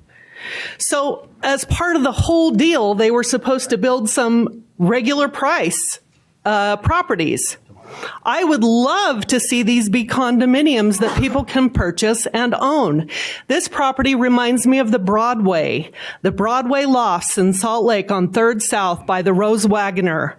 They are so bougie and so expensive, you can't even buy one. Those windows in this building are exactly like the Broadway lofts. Those sell like hotcakes. The second they come on the market, they're sold. I don't know why these people think that people wouldn't buy them. I'm an artist. I'm a card-carrying member of Actors Equity Association. I would never live in a low-income apartment, but I would purchase a condominium with really awesome giant windows that overlooks the ballpark. I would buy that in a hot New York minute to live there and own it and gain the equity.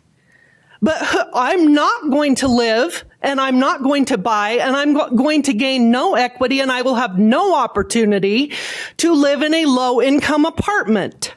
So where is the place that the people that can buy something and want to invest in this community and pay retail price that have functional jobs and are functional people, where are they supposed to live if our whole entire downtown is filled with low-income apartments that Lotus got rich building?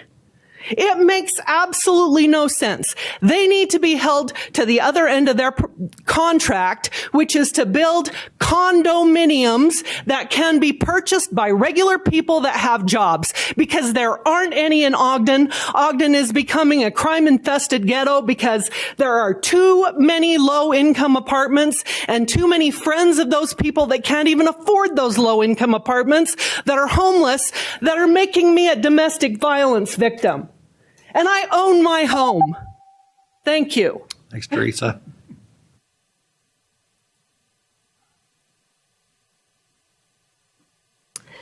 Annie Dunaway once again. I want to say thank you guys for considering low-income housing. Anybody who knows me knows I will fight for that every day. And also thank you for Lotus investing in our community in that way. But with this particular development, I have to push back. There's a few reasons why. During Eric's presentation, what I heard was 10 years of not upholding an agreement, over and over making adjustments to an agreement that they continue to fail to uphold. Number one. Number two, when they did finally get a tenant for, meaning UTOG, for that building, they required UTOG to carry much of the renovation requirements and costs. And so this building doesn't seem to be something that is working out as we continue to invest as a community in this deal with Lotus. And so for me, what I would like to say is, much like Teresa said, if they have yet, after 10 years, managed to make a improvement for our community out of this building, perhaps what they need to be doing is selling these units to people who will take ownership and will make an investment in the building. I am a proponent for owner-occupied, above and beyond any other thing. That's how you create long-term intergenerational wealth, which by and large our artist community fails to build or have the opportunity to build. That intergenerational wealth. Thank you. Thank you.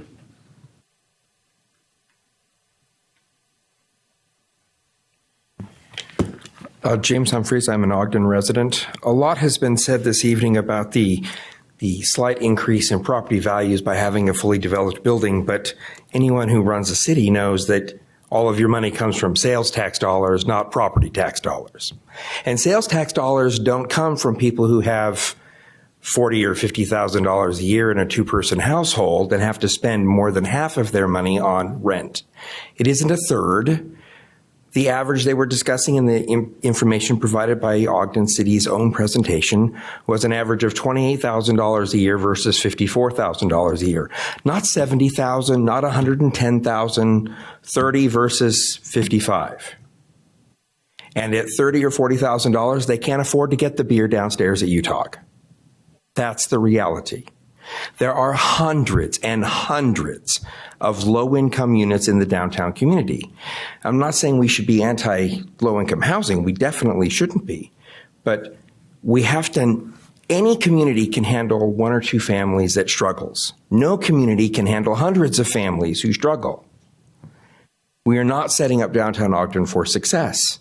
This is a historic building. It is going to be extremely expensive to upgrade and renovate and make sure it works. It will also be equally expensive to maintain that building long term.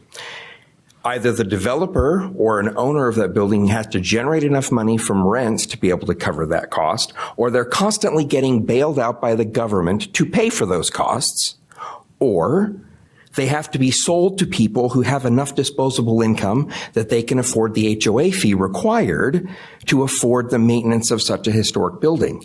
It is more important that the building be taken care of and that we look more closely at greater economic diversity in the downtown core than just a single economic line. It doesn't generate anywhere near enough sales tax dollars to make it worth it to Ogden City. It might be good for the developer, but this has to be a good deal for both Ogden City and for the developer, and my taxes have to be more respected than that. Thank you. Thank you, James.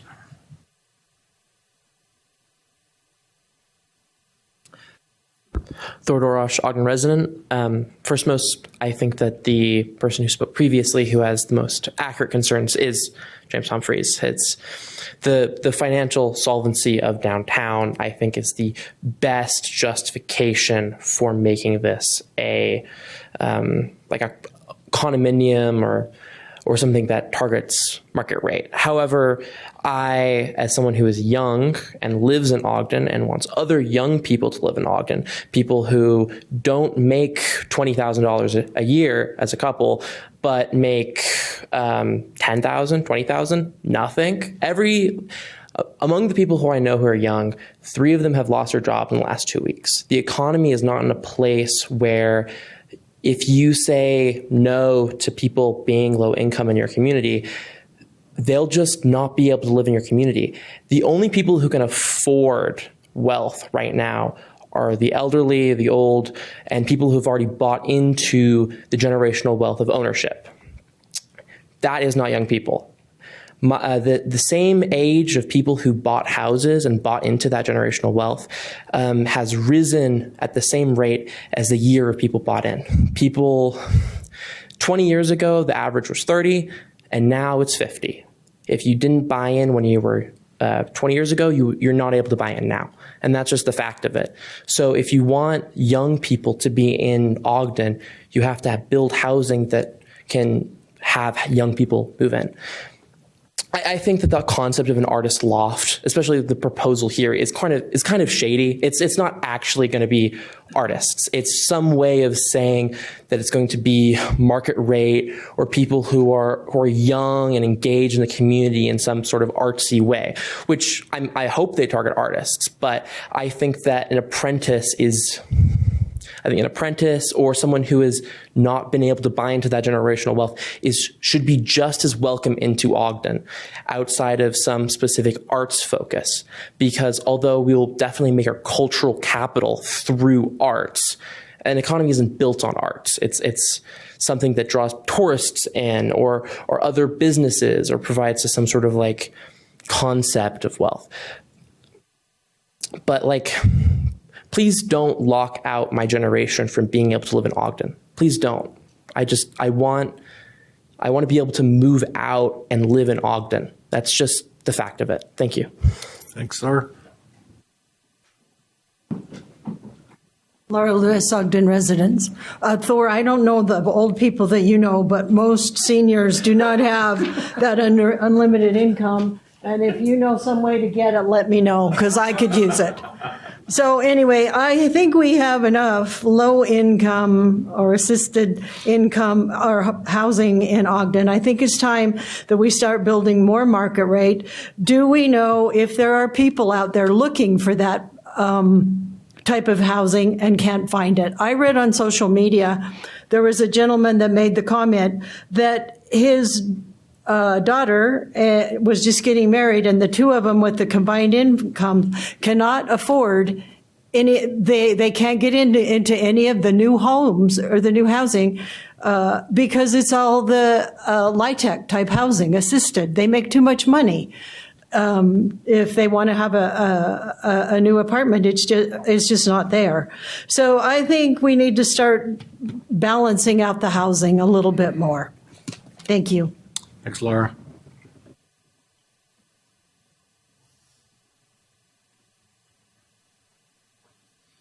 Hi, Travis Pate, lifelong resident. I think as I watched the work session with some of these other things, it was brought up, where are the empty nesters going? And yet an empty nester now wouldn't qualify for this unit if it goes to LIHTC.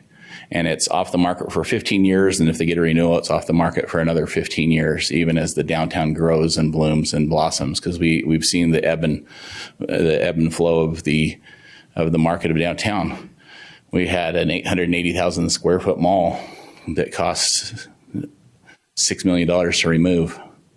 Cost $20 million to originally put it in. But the return on that investment is $186 million into that 20 acres. Tremendous growth, tremendous return on our investment. And we have this property that we can said, okay, how many of your 500 units are market rate? 0. And yet when Imagine Jefferson came in with Portland and their big product, and they qualified for the Olin Walker Housing Trust Fund, they said 80% market and 20% fair low mod. And everybody's like, yes, fantastic, because Mr. Myers just outgrew a suit, but I don't have a suit, and I'm in the 20%. Hey, here's something for your job interview. Here's this, and we're lifting the community when that project happened. And yet, someone that says, here's all this free property indirectly that you can build, and we just ask that you return part of that investment, part of the trust that we've given you as a citizenry by doing this at a market rate space. Oh, but we'll just drag our heels. We'll invest and reinvest. And if we asked Evergreen Management how much of that comes from their rent of the individuals is from charitable organizations and churches and others, because that individual, as someone else said, maybe just lost their job, but the lease agreement is for a full year. Their lease agreement, 15 years that we're taking this off the market. So I think it's a really poor decision that we could simply say, how much of our property have you invested in? And what is your profit margin that you've now made? And you've allowed this to lie idle.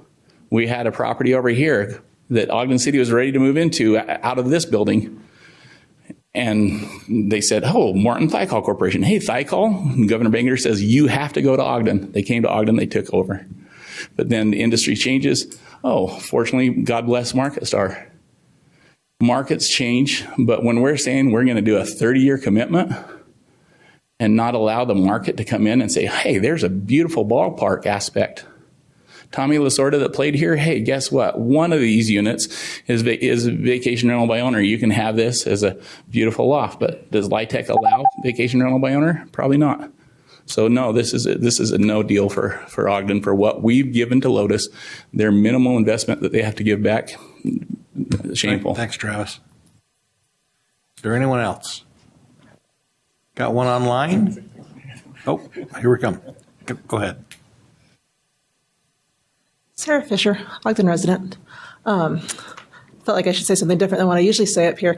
So I wanted to start just broadening the perspective on low-income people. I've spent a lot of my life being one of those low-income people, and I do have a professional, degree as well. But sometimes the low-income people, they're looking for housing close to work. They're the baristas that make your coffee. And they're the artists as well. They're the person serving you the food downtown. And those are the people that make Ogden cool. And we need more of those places. Like half of Washington's boarded up. We need those people to work and live downtown. So when I think of low-income people, I think of my sister who's a coffee shop manager downtown. I think of my husband who's a ski patroller up on the mountain. And a lot of our friends in those circles, my professional career is as a nurse. I'm just barely out of that low-income bracket. So I just want to say sometimes the low-income people can contribute a lot to the community. I spent my 20s living in Austin, Texas, so a pretty cool city with a really great, thriving restaurant scene. It's blown up. And I was low-income there. We worked in the restaurant industry, and that would have been the time in my life that I had the most disposable income to spend downtown in the city. And we did. So all that to say, y'all got a big thing to consider, but just kind of want to broaden the perspective that some of those low-income people are really feeding the culture in Ogden. And I think that's super important. It looks like a cool building, and I know a lot of people that would be interested in living there that really feed into the Ogden community and make the place unique. So thanks for considering it all. Thanks, Sarah. Have a hand online, Heath Sato. Hi there, Heath Sato, Ogden resident. Just to get this out of the way, I have to say I take offense at someone walking into our house and saying, who doesn't even live here, and saying that our community is a crime-infested ghetto is offensive. It's not. Just had to get that out of the way. And I agree with what the previous speaker just said. We keep speaking of people that need slightly more affordable housing as some sort of worthless parasite on our city, and I see them as the heartbeat of our city. I would bet that nearly every one of you up there that own a home is paying far less of a mortgage than what the quote unquote low income people are paying for their apartments in Ogden right now. And I don't consider you guys to be, worthless parasites because you don't pay enough in rent or a mortgage. So regarding balancing out the housing, Ogden took on a commitment bond of $4 million a year for the next 40 years or something like that to help a developer build some of the most expensive apartments in Ogden. So with Wonder Block adding a lot of expensive apartments in the downtown area, I think we're going to absolutely need some slightly less expensive housing for the additional workforce needed downtown. And by having them living downtown, they will spend their money there. There'll be less traffic of workers driving in and out of town. I just see this as a win-win all the way around. I don't know what, I know Lotus has gotten a lot out of the city over the years, but they've invested a lot too. So I'm not even going to speak to the developer one way or the other, but I think that we need to stop looking at lower income. We're talking people with like teacher salaries or, bartenders. They are our community. And I don't see this need to gentrify them out of Ogden. Thanks. Thanks, Heath. Let's see. We've got Cole Eisenhower online.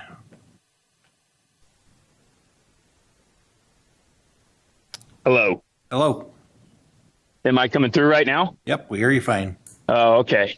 Hello, everyone. I'm actually on a job right now. I am a local artist in Ogden, and I just wanted to jump in. It's Cole Eisenhower. Okay, thank you. Some of you may have seen my work around town. I have a big mural on 25th Street. I have some up 24th Street, and I have one at the Echo Center. And I just want to chime in as an artist that's been sort of pushed out of Ogden with not many opportunities. And I'm currently residing in Roy. And as an artist, I represent Ogden. And I feel like this would, for other people I know in the community, be a great opportunity for some of us to actually be able to reside in Ogden, the city that we represent, and, continue to feed to the culture. I'm a working artist. I travel around. I'm currently in Salt Lake working on a mural as I speak. It's not easy, and you never know where your money's coming from. I think with low-income housing, it'd be a significant bonus for people like myself who never know what the next year is going to bring, as well as having, a space to continue to create that won't completely take all my funds. As an artist, you want to live a life too, just like anybody else, working in an office building, but it's a totally different beast. And I personally know through experience with my murals and Lotus actually working with me on a project, they give back, they care about the arts. And I see this as, a bonus for people in my community and people like myself that, like I said, don't know what the next year is going to bring, never know, what's around the corner, and feeling secure in your living environment and being able to have a place, in the city that we, create in and, represent again, I think, would be pretty important. And I think there are people in the community that I know that would definitely be interested in something like this as sort of an artist, housing project. It'd be really cool. There's similar ones in Salt Lake where a lot of creatives live, and where Ogden is such a, contributor to the arts and, putting artists out there. I think this would be great for the community. and again, like people like myself. So that's all I have to say. So thank you. Thank you. Anyone else wish to address the council on this item? Okay. Discussion and a motion.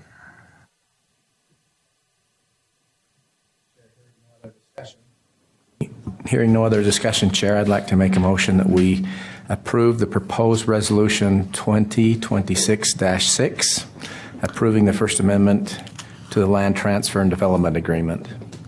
Second. We have a motion by Board Member Myers, a second by Board Member Lundell to adopt ordinance 2026-6. This is a roll call vote. Board Member Lundell. Yes. Board Member Myers. Aye. Board Member Ritchie. No. Board Member Washington. Aye. Board Member Lopez. Aye. Vice Chair Graff. No. Chair Heyer. No. That passes. Good luck with your project. We traditionally give the no votes a minute to explain if they're no vote if they wish to. Well, you want to Go ahead, Ken. Yeah, no, I do hope the project works out for what the positive economic benefits that have been addressed. The comments about it almost, there's a feeling that if this didn't happen, there would be no place for somebody with low income to live in Ogden. I just don't feel like that's the case. I feel like we have a lot of opportunities and our downtown's special. And I just felt like, if we couldn't get this through now, that, maybe there's another opportunity later on for home ownership, for a higher end type development. Maybe somebody else might be willing to take it on. And Lotus could potentially sell the project. Those are all things that were kind of swirling in my mind. I just feel like we have a lot of that in our community, and was hoping to see something a little different in this case. Yeah, and for me, thank you for the opportunity. This isn't about discriminating against those with a lower income, nor is it about gentrifying anybody out of the community. This, for me, is about balance. This is about providing an opportunity for those that would like to stay in Ogden and leave a larger home to find a place. We don't offer that in Ogden. But I know people, like the gentleman online said, that would love to live in this location. And we've watched $500,000, $600,000 homes that the city has built sell as quickly as they're finished. I would love the opportunity to downsize. Well, I know people that would have $500,000 or $600,000 or $700,000 to purchase a condominium to live in a beautiful unit overlooking the ballpark and adjacent to our downtown. This is about income balance in our community. I'm very aware of the importance of having those that live and work in the service industry in our community be able to reside in our community. That is the lifeblood of a community, and we've watched other cities become too expensive for those folks to live in it, and it hollows the community out. So I'm not about moving people out of Ogden. I'm about bringing balance of income and living opportunity for those that have and those that need affordable housing. Thank you. It's the ratio for me as well. Absolutely. We took a tour a couple of weeks ago of the Wonder Block, which we have invested a lot into because of the economic generation and catalyzation that it is going to provide. This is 2 blocks away, and I believe this is going to benefit from that, given a minute to let it work. We do have to have some people owning some property in Ogden. Everything can't be for rent. It just can't sustain itself that way. We've got to start building things that people can buy. And when I talk to realtors, that's what they say. Can't you guys zone something that we can sell? there's just way more rentals than is healthy for a community our size. I just couldn't get past that. So, matter of fact, it's going to be hard for me going forward to vote for these subsidized rentals in lieu of something that somebody could buy. So, anyway, that's that. So, next item is the Color Sky Homes Participation and Incentive Agreement. We have Eric Gibson again presenting. Thank you. Glad to be up here again. So this is the ultimate juxtaposition. We were talking about income-targeted rental units, and now we're talking about for ownership townhomes in the downtown. So the proposal that you are going to be deciding on today is to enter into a participation incentive agreement with Color Sky Homes for the development of 10 entry-level townhomes located in the Adams Community Investment Area. Here's a quick map of that parcel and where that's located. It's just off 26th Street between Porter and Adams Avenue. In terms of what the actual project is, they're looking at doing 10 market rate townhomes, 3-bed, 2-bath, 2.5 bath, approximately 1048 to 1,500 square feet. They're priced to be entry level, given the current housing market, looking at between $310,000 and $440,000. I put the current floor plan of those units. You'll see that they're 3 stories. The garage is in the front with the entryway in that front as well. So there'll be 3-story tall townhomes. The Adams CRA budget was increased in May of 2025. And so there is sufficient budget to allow for participation for this particular request. Here's the breakdown of those units. So it would be approximately $3.5 million in total sales value between all of those units. It is a pretty narrow strip, so you can kind of see that there's going to be a road and then entryways into each of those units there. Here's another quick view of what those are proposed to look like. They are within that Creative Rails District, the 9 Creative Rails District, and so they do have to meet some of those requirements, and they are going to be compliant with that zoning ordinance and requirement there. Based on the questions that I received during the work session, I did go out and walk the site and take some photos here. There was a question regarding the Butler Way stairs.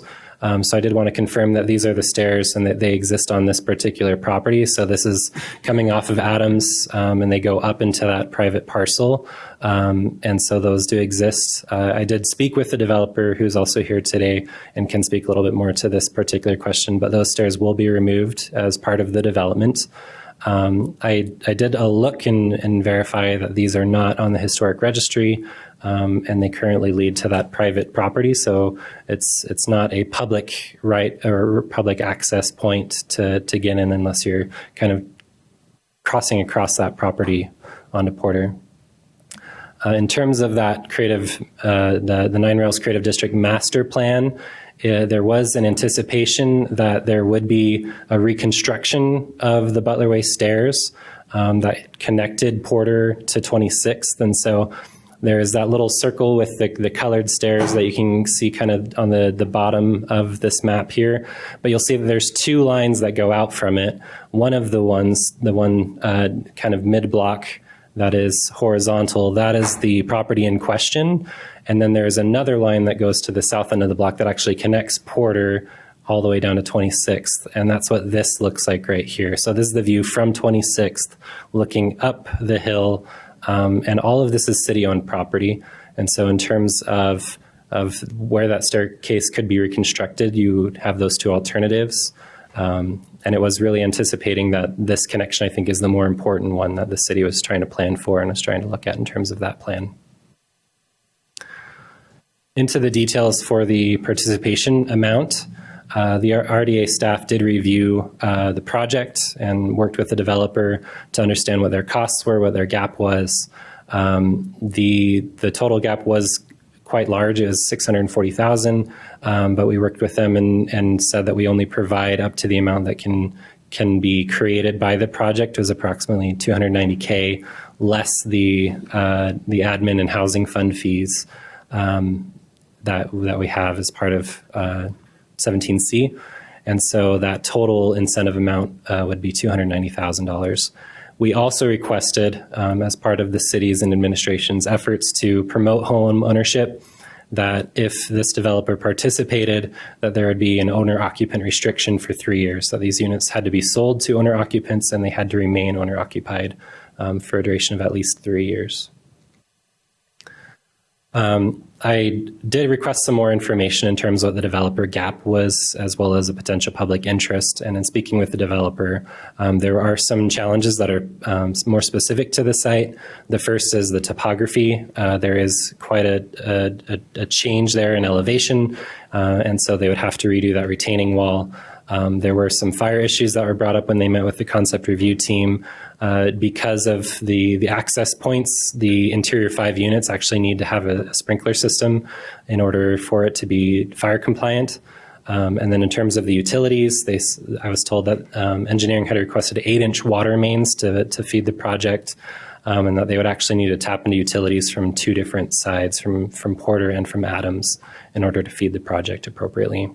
And then the final requirement actually comes from the Nine Rails Creative District, which requires that you have that brick facade, that you maintain the cultural and the historic appearance, and it is in conformity with that historic area.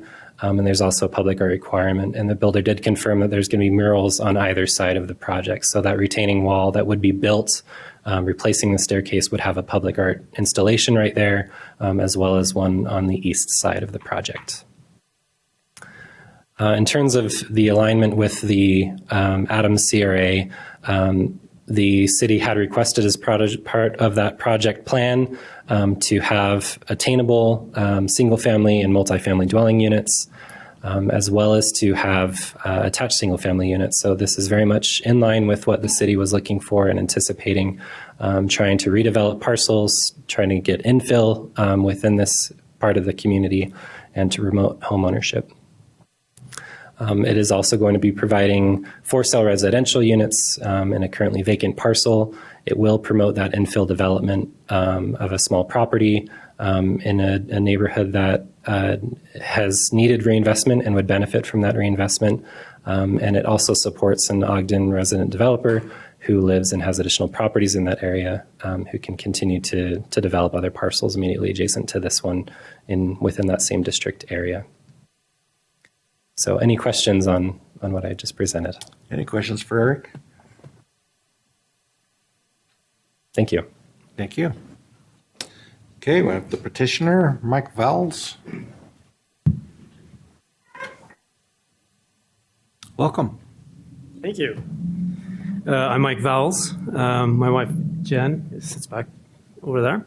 We're the owners of the site and the developers of this. We are very excited to bring this to Ogden and allow a for-sale product to be built in the downtown area.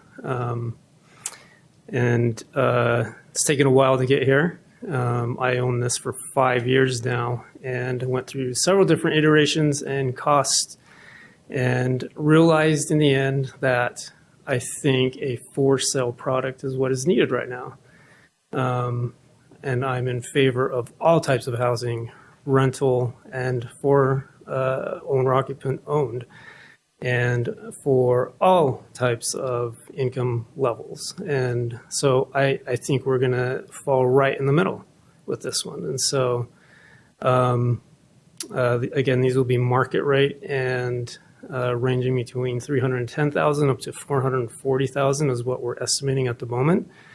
Who knows? No one has a magic crystal ball to see what's going to happen in a year from now. But, we're hoping we can turn a profit. But, we very well could eat our shirt on this one, depending on how costs come out and how sale prices come. And so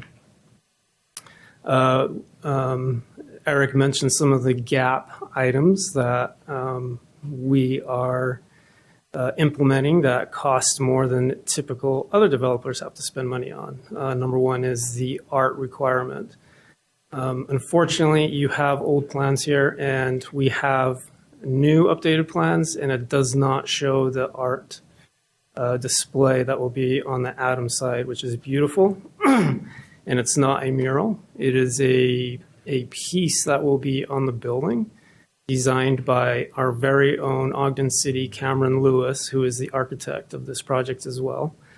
And so I can send those to everybody, and the planning department has them, by the way, and so you could ask them too. But we're also installing a piece on the Porter side, what you see right here. And it may be a mural with a sculpture piece, but we're not sure yet on that one.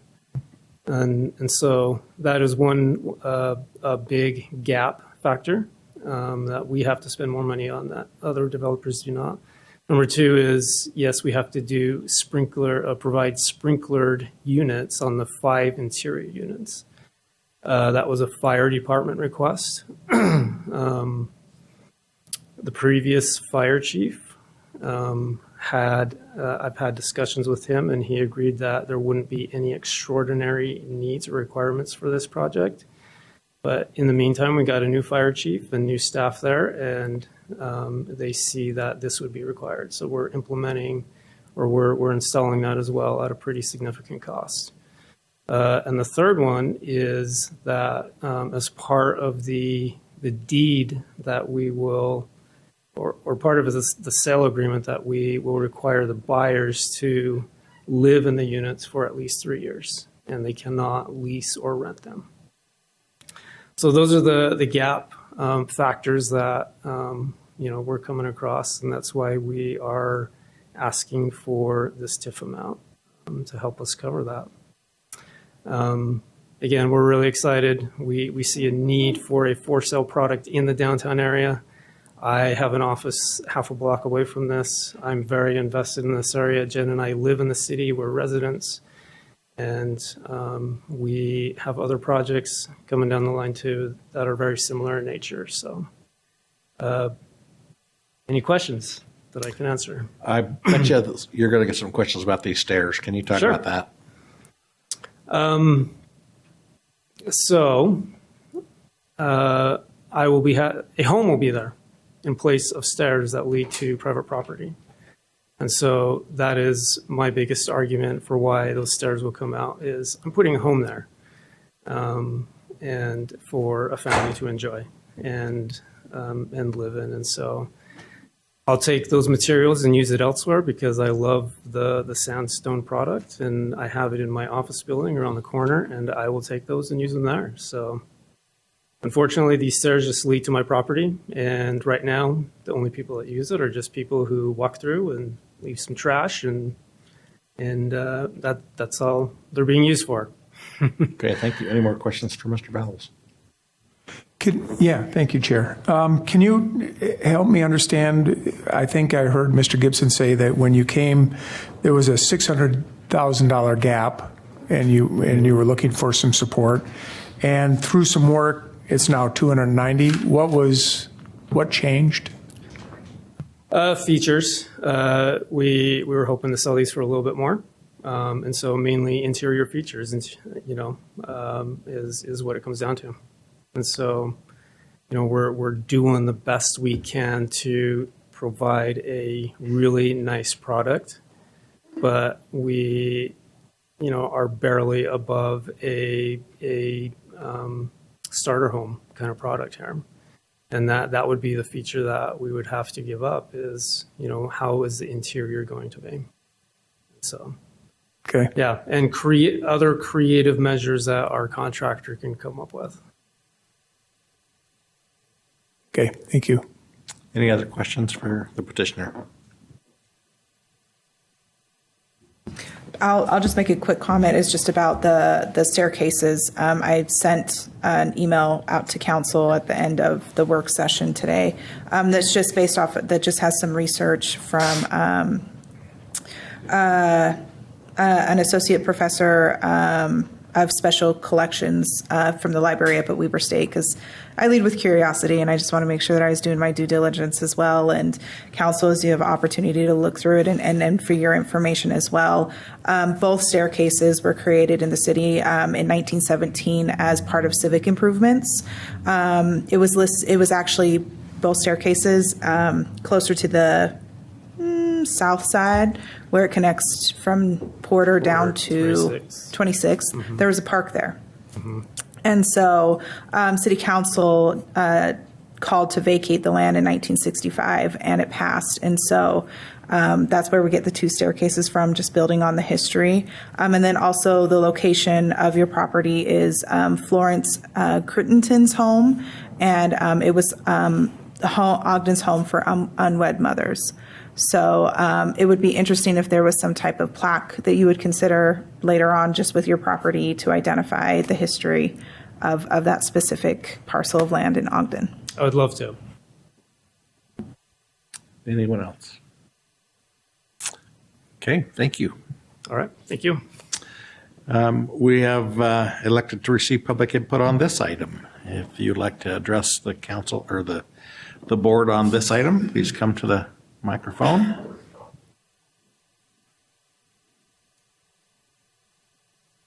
Good evening, Teresa Bramwell. While I thought the last project was an absolute nightmare, I love this project. I think it's great. I think there's many things that are good about it. We have a local developer, local architect, from what I understand. It will be homes for sale, so we'll have people invested in our community. The only thing I have a question about is why it seems to me that this developer is taking on a lot of risk. Going into kind of a recession. I feel like we're moving into a real estate recession right now, and interest rates are very high and they haven't come down for a couple of years and they're not likely to come down. So I wonder why we're putting this additional requirement on the developer to force a owner occupant to live there for 3 years. That seems like something that's would be very difficult to enforce. Who's going to enforce that? The police? Do you call the police when somebody buys a condo and moves into it for 6 months and then they lose their job and they have to sell it or rent it, in order to make the payments? It just doesn't seem reasonable on either the developer who's going out on a limb and who is a local guy, as opposed to the giant corporation that was the last developer who has gotten rich building exclusively low income that's subsidized on the front end and subsidized on the back end by the government. I think we should allow our local developers a little more leeway to. I just think the 3-year thing is not something that can be enforced, and I think it is a hardship that doesn't need to exist. I like everything else about it, and I love that he's willing to put a marker on the building that tells the history of the property. And I love this project. Thank you for building things that can be sold to homeowners. Thanks, Teresa. Anyone else?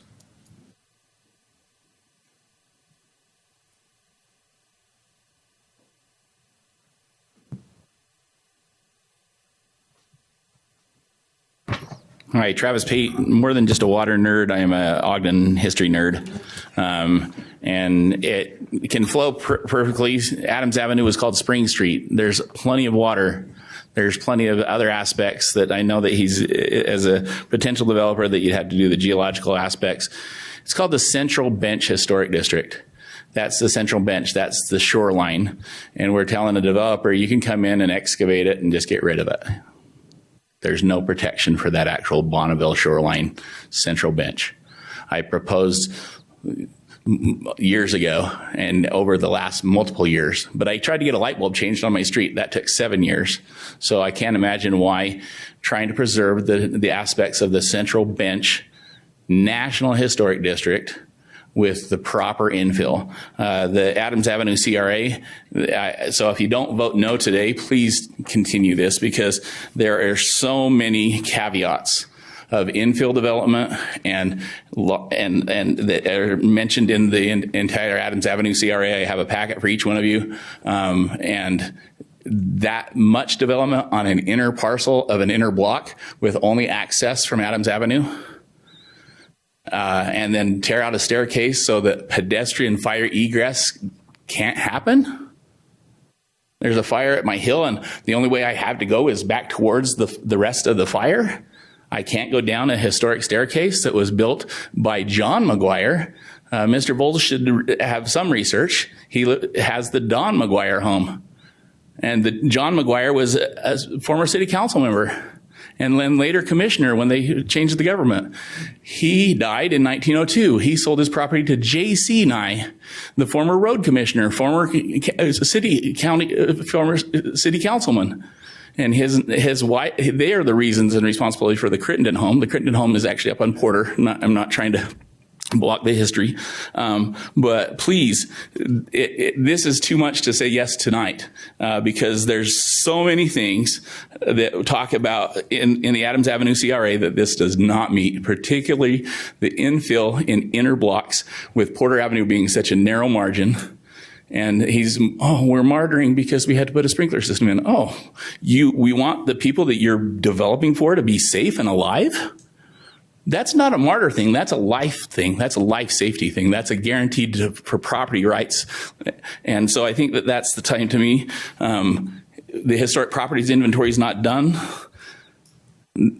This home, 13 units, gutted out of it to decrease density, still is a non-contributing property in Ogden City since 1998. Non-contributing. My friend Deborah owns it. Tremendous neighbor, great neighbor. But we're just continuing to impose in her backyard. So again, if it's not no tonight, please continue it. There's a packet for administration as well. Thanks thank you. Anybody else?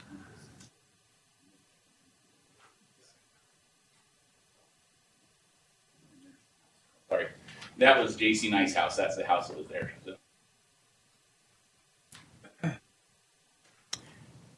I don't know that I've ever come to a city council meeting and been so dejected. So I'm just going to read what I had written earlier. Could you give us your name first? Deborah Darrington.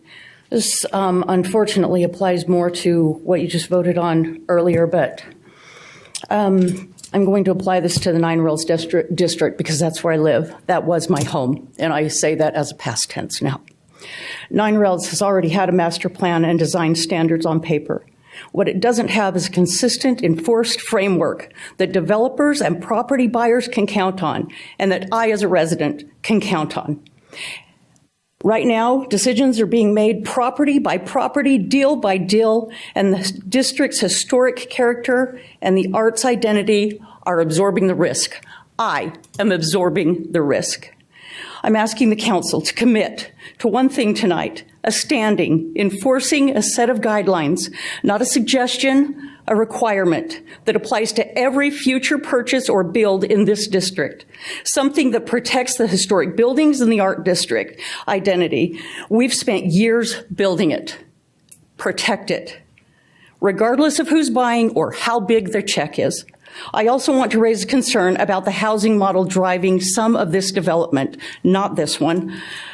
Large subsidized rental projects can pencil out well for the developers, but they don't necessarily build the kind of long-term invested ownership that this district needs to thrive and that this city needs to thrive. I'd like the council to prioritize pathways to individual owner-occupied affordable housing in this district. Homes people can actually put their roots down in, take pride in, and maintain over large-scale rental development that treats neighborhoods as returns on development investments rather than a place that I live. This district doesn't need more paper policies. What it does need is a plan the city can actually hold the line on every time for every property, and I'm asking you to be the ones that do it. I have been part of the Nine Rails district since before it was official. Through the years of planning between 2008 and 2018, It built a vision that I now call home. Month after month, I have watched that vision erode one development deal at a time because there's no enforced framework holding the line anymore. I'm asking for one thing, a standing, enforced set of guidelines, not a suggestion that applies to every future purchase or build in this district. Protect our historic character and protect our arts identity, regardless of who's buying it. I'm asking that that the council prioritizes individual owner-occupied affordable housing here over any more large subsidized rental developments. This district needs people who put roots down, not projects that treat my neighborhood as a return investment. Thank you. Have a hand online, Heath Sato. Hi, Heath Sato, Ogden resident. I wasn't originally going to comment on this. I have very mixed feelings about market rate project getting subsidies. I do like the developers hyper local to the project. I love that. I'm sure the developer will do a good job. But I think there are a lot of questions that have been raised, and I'm not sure we've really looked at the but-fors on this for TIF, and I would prefer to see this tabled and discussed more personally. Thanks. Thanks, Heath. Anyone else? Okay, back to the board for discussion and resolution. What? Yes, sir. I'd like to ask Eric another question. Sure. Ask away. Eric, mic your way on up. My question is, just listening to Erickson's response, that action city for blending in some of the historic nature of that community. Is that something that has been considered as you evaluated this development? Yeah. Could you hear me okay? You're asking regarding just the blending in terms of the type of product? Yeah. Yeah. I don't know if How I'm in it the fits best into the- position to speak to that, just because my component of this is just looking at the RDA participation. I know the Planning Commission has reviewed it and has provided comments on it. I'm not sure if anyone else has the capability to speak to that, but I don't personally. Okay, thank you. The developer, have you worked with planning? The Planning Commission approved it.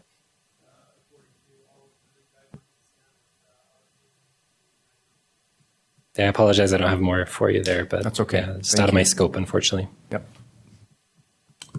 Any other questions? Well, we've got him. Okay. I think I might have more of a comment than a question. And maybe a fellow council member can answer for me. I did ask in an email just about whether or not the project aligned with the creative district master plan. I'm just reflecting on the arts coordinator, Lori Buckley, was speaking on the last project. And we haven't heard from, or maybe there's some type of email or something available. We haven't heard a response from how this would benefit the Nine Rails Creative Arts District with the Creative District Master Plan, potentially from a comment or remarks from the arts coordinator. And so I just wanted to put that out there. And in looking at the Creative Arts Master Plan as well, in just reflecting on the housing that's recommended in that plan, that it is,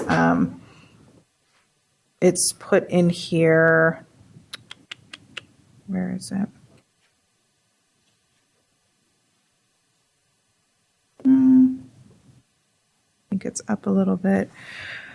I thought I had it pulled up, but it was just smaller artist homes.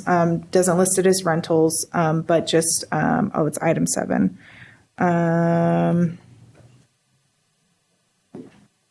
Yeah, and I shared that in an email as well as council. And so I'm just curious if other council members had a moment to review that Creative Arts District master plan in reflection of this project.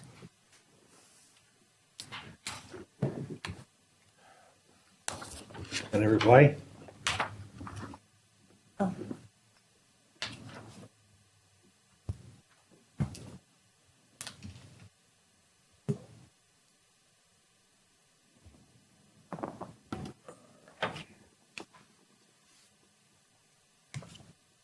Any other comments?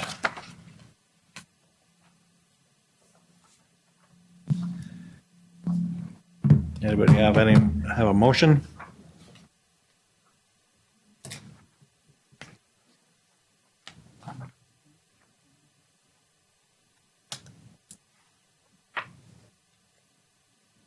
Chair, what would it look like if this agenda item were to be tabled till some questions that arose from That this? is an option. Okay. I make a motion to table Color Sky Homes participation in incentive agreement. Okay, we'll give Glenn a minute to look at the calendar because tables do need to be to a date certain. So we give you a date. Your next regular RDA meeting would be the 11th of August, unless you wanted to. Well, we could do it that day and set aside some work session time before then, either the 4th or the 11th. Typically, it would be helpful if you do want to table that to give us some direction on what you would like to see, and so we can research that and prepare that as well.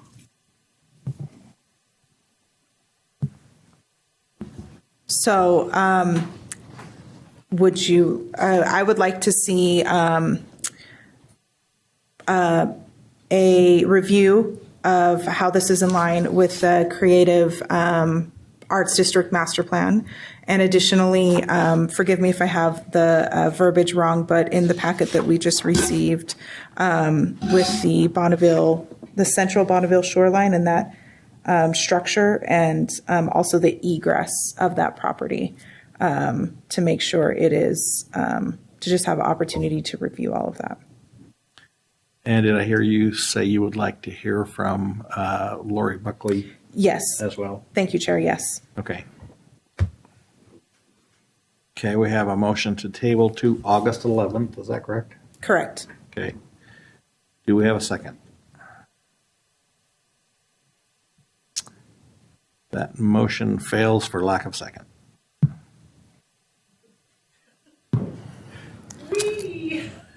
So, this isn't in our rules. What do you do if you don't get a motion, Glenn?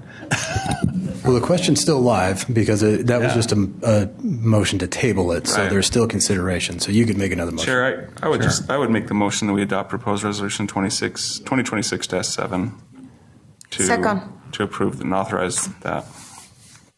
You second? Okay. Lopez, okay.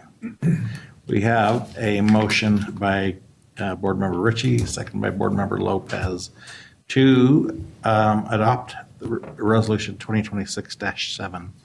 This is a roll call vote. Board Member Myers?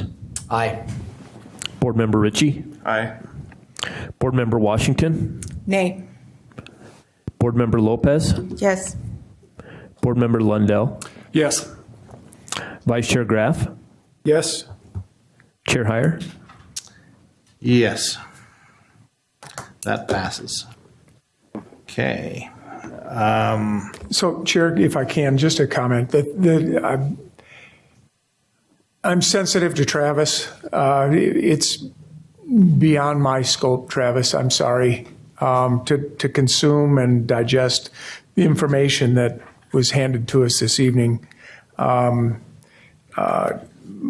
For the move to table, I just have to put faith in our planning staff to have reviewed this properly, and our planning commission to have done their due diligence in reviewing this as well. I hesitated because we're subsidizing this development with TIF money, but because it's for ownership, it kind of pointed me the other direction to a yes vote for ownership in this particular neighborhood. I think it's important. Yeah, I'd just like to speak for just a minute on that too. I was definitely kind of back and forth on this one as well, but I think generally tonight what we voted for was in support of housing. And we need housing. These are both affordable projects, hopefully more attainable types of housing in a market that definitely needs it on both sides here of our votes tonight. So I'm supportive of housing and look forward to seeing both of these projects move forward. Okay. Chair, just one other comment. Sure. I think this is an awesome project. I don't love it, but I think it's the best use of property, and it does meet a need that we have in our city, as has already been expressed. So when I say I don't love it, I like it. But could it be perfect? Yes, but I don't have an answer how. However, I trust that Cameron Lewis is your architect, and he is awesome. So, yeah, that's what tips my vote your way. So, thank you.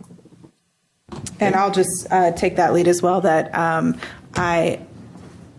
it's difficult because I do agree that I would have liked some more conversation and presentation around how it fits directly in line with the vision and the creative arts master plan.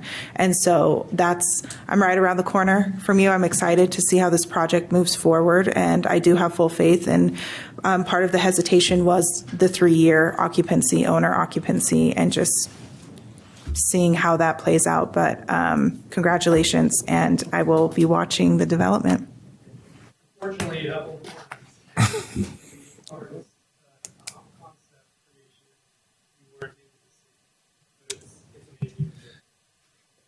All right, comments from the executive director. None tonight, thanks. And from board members.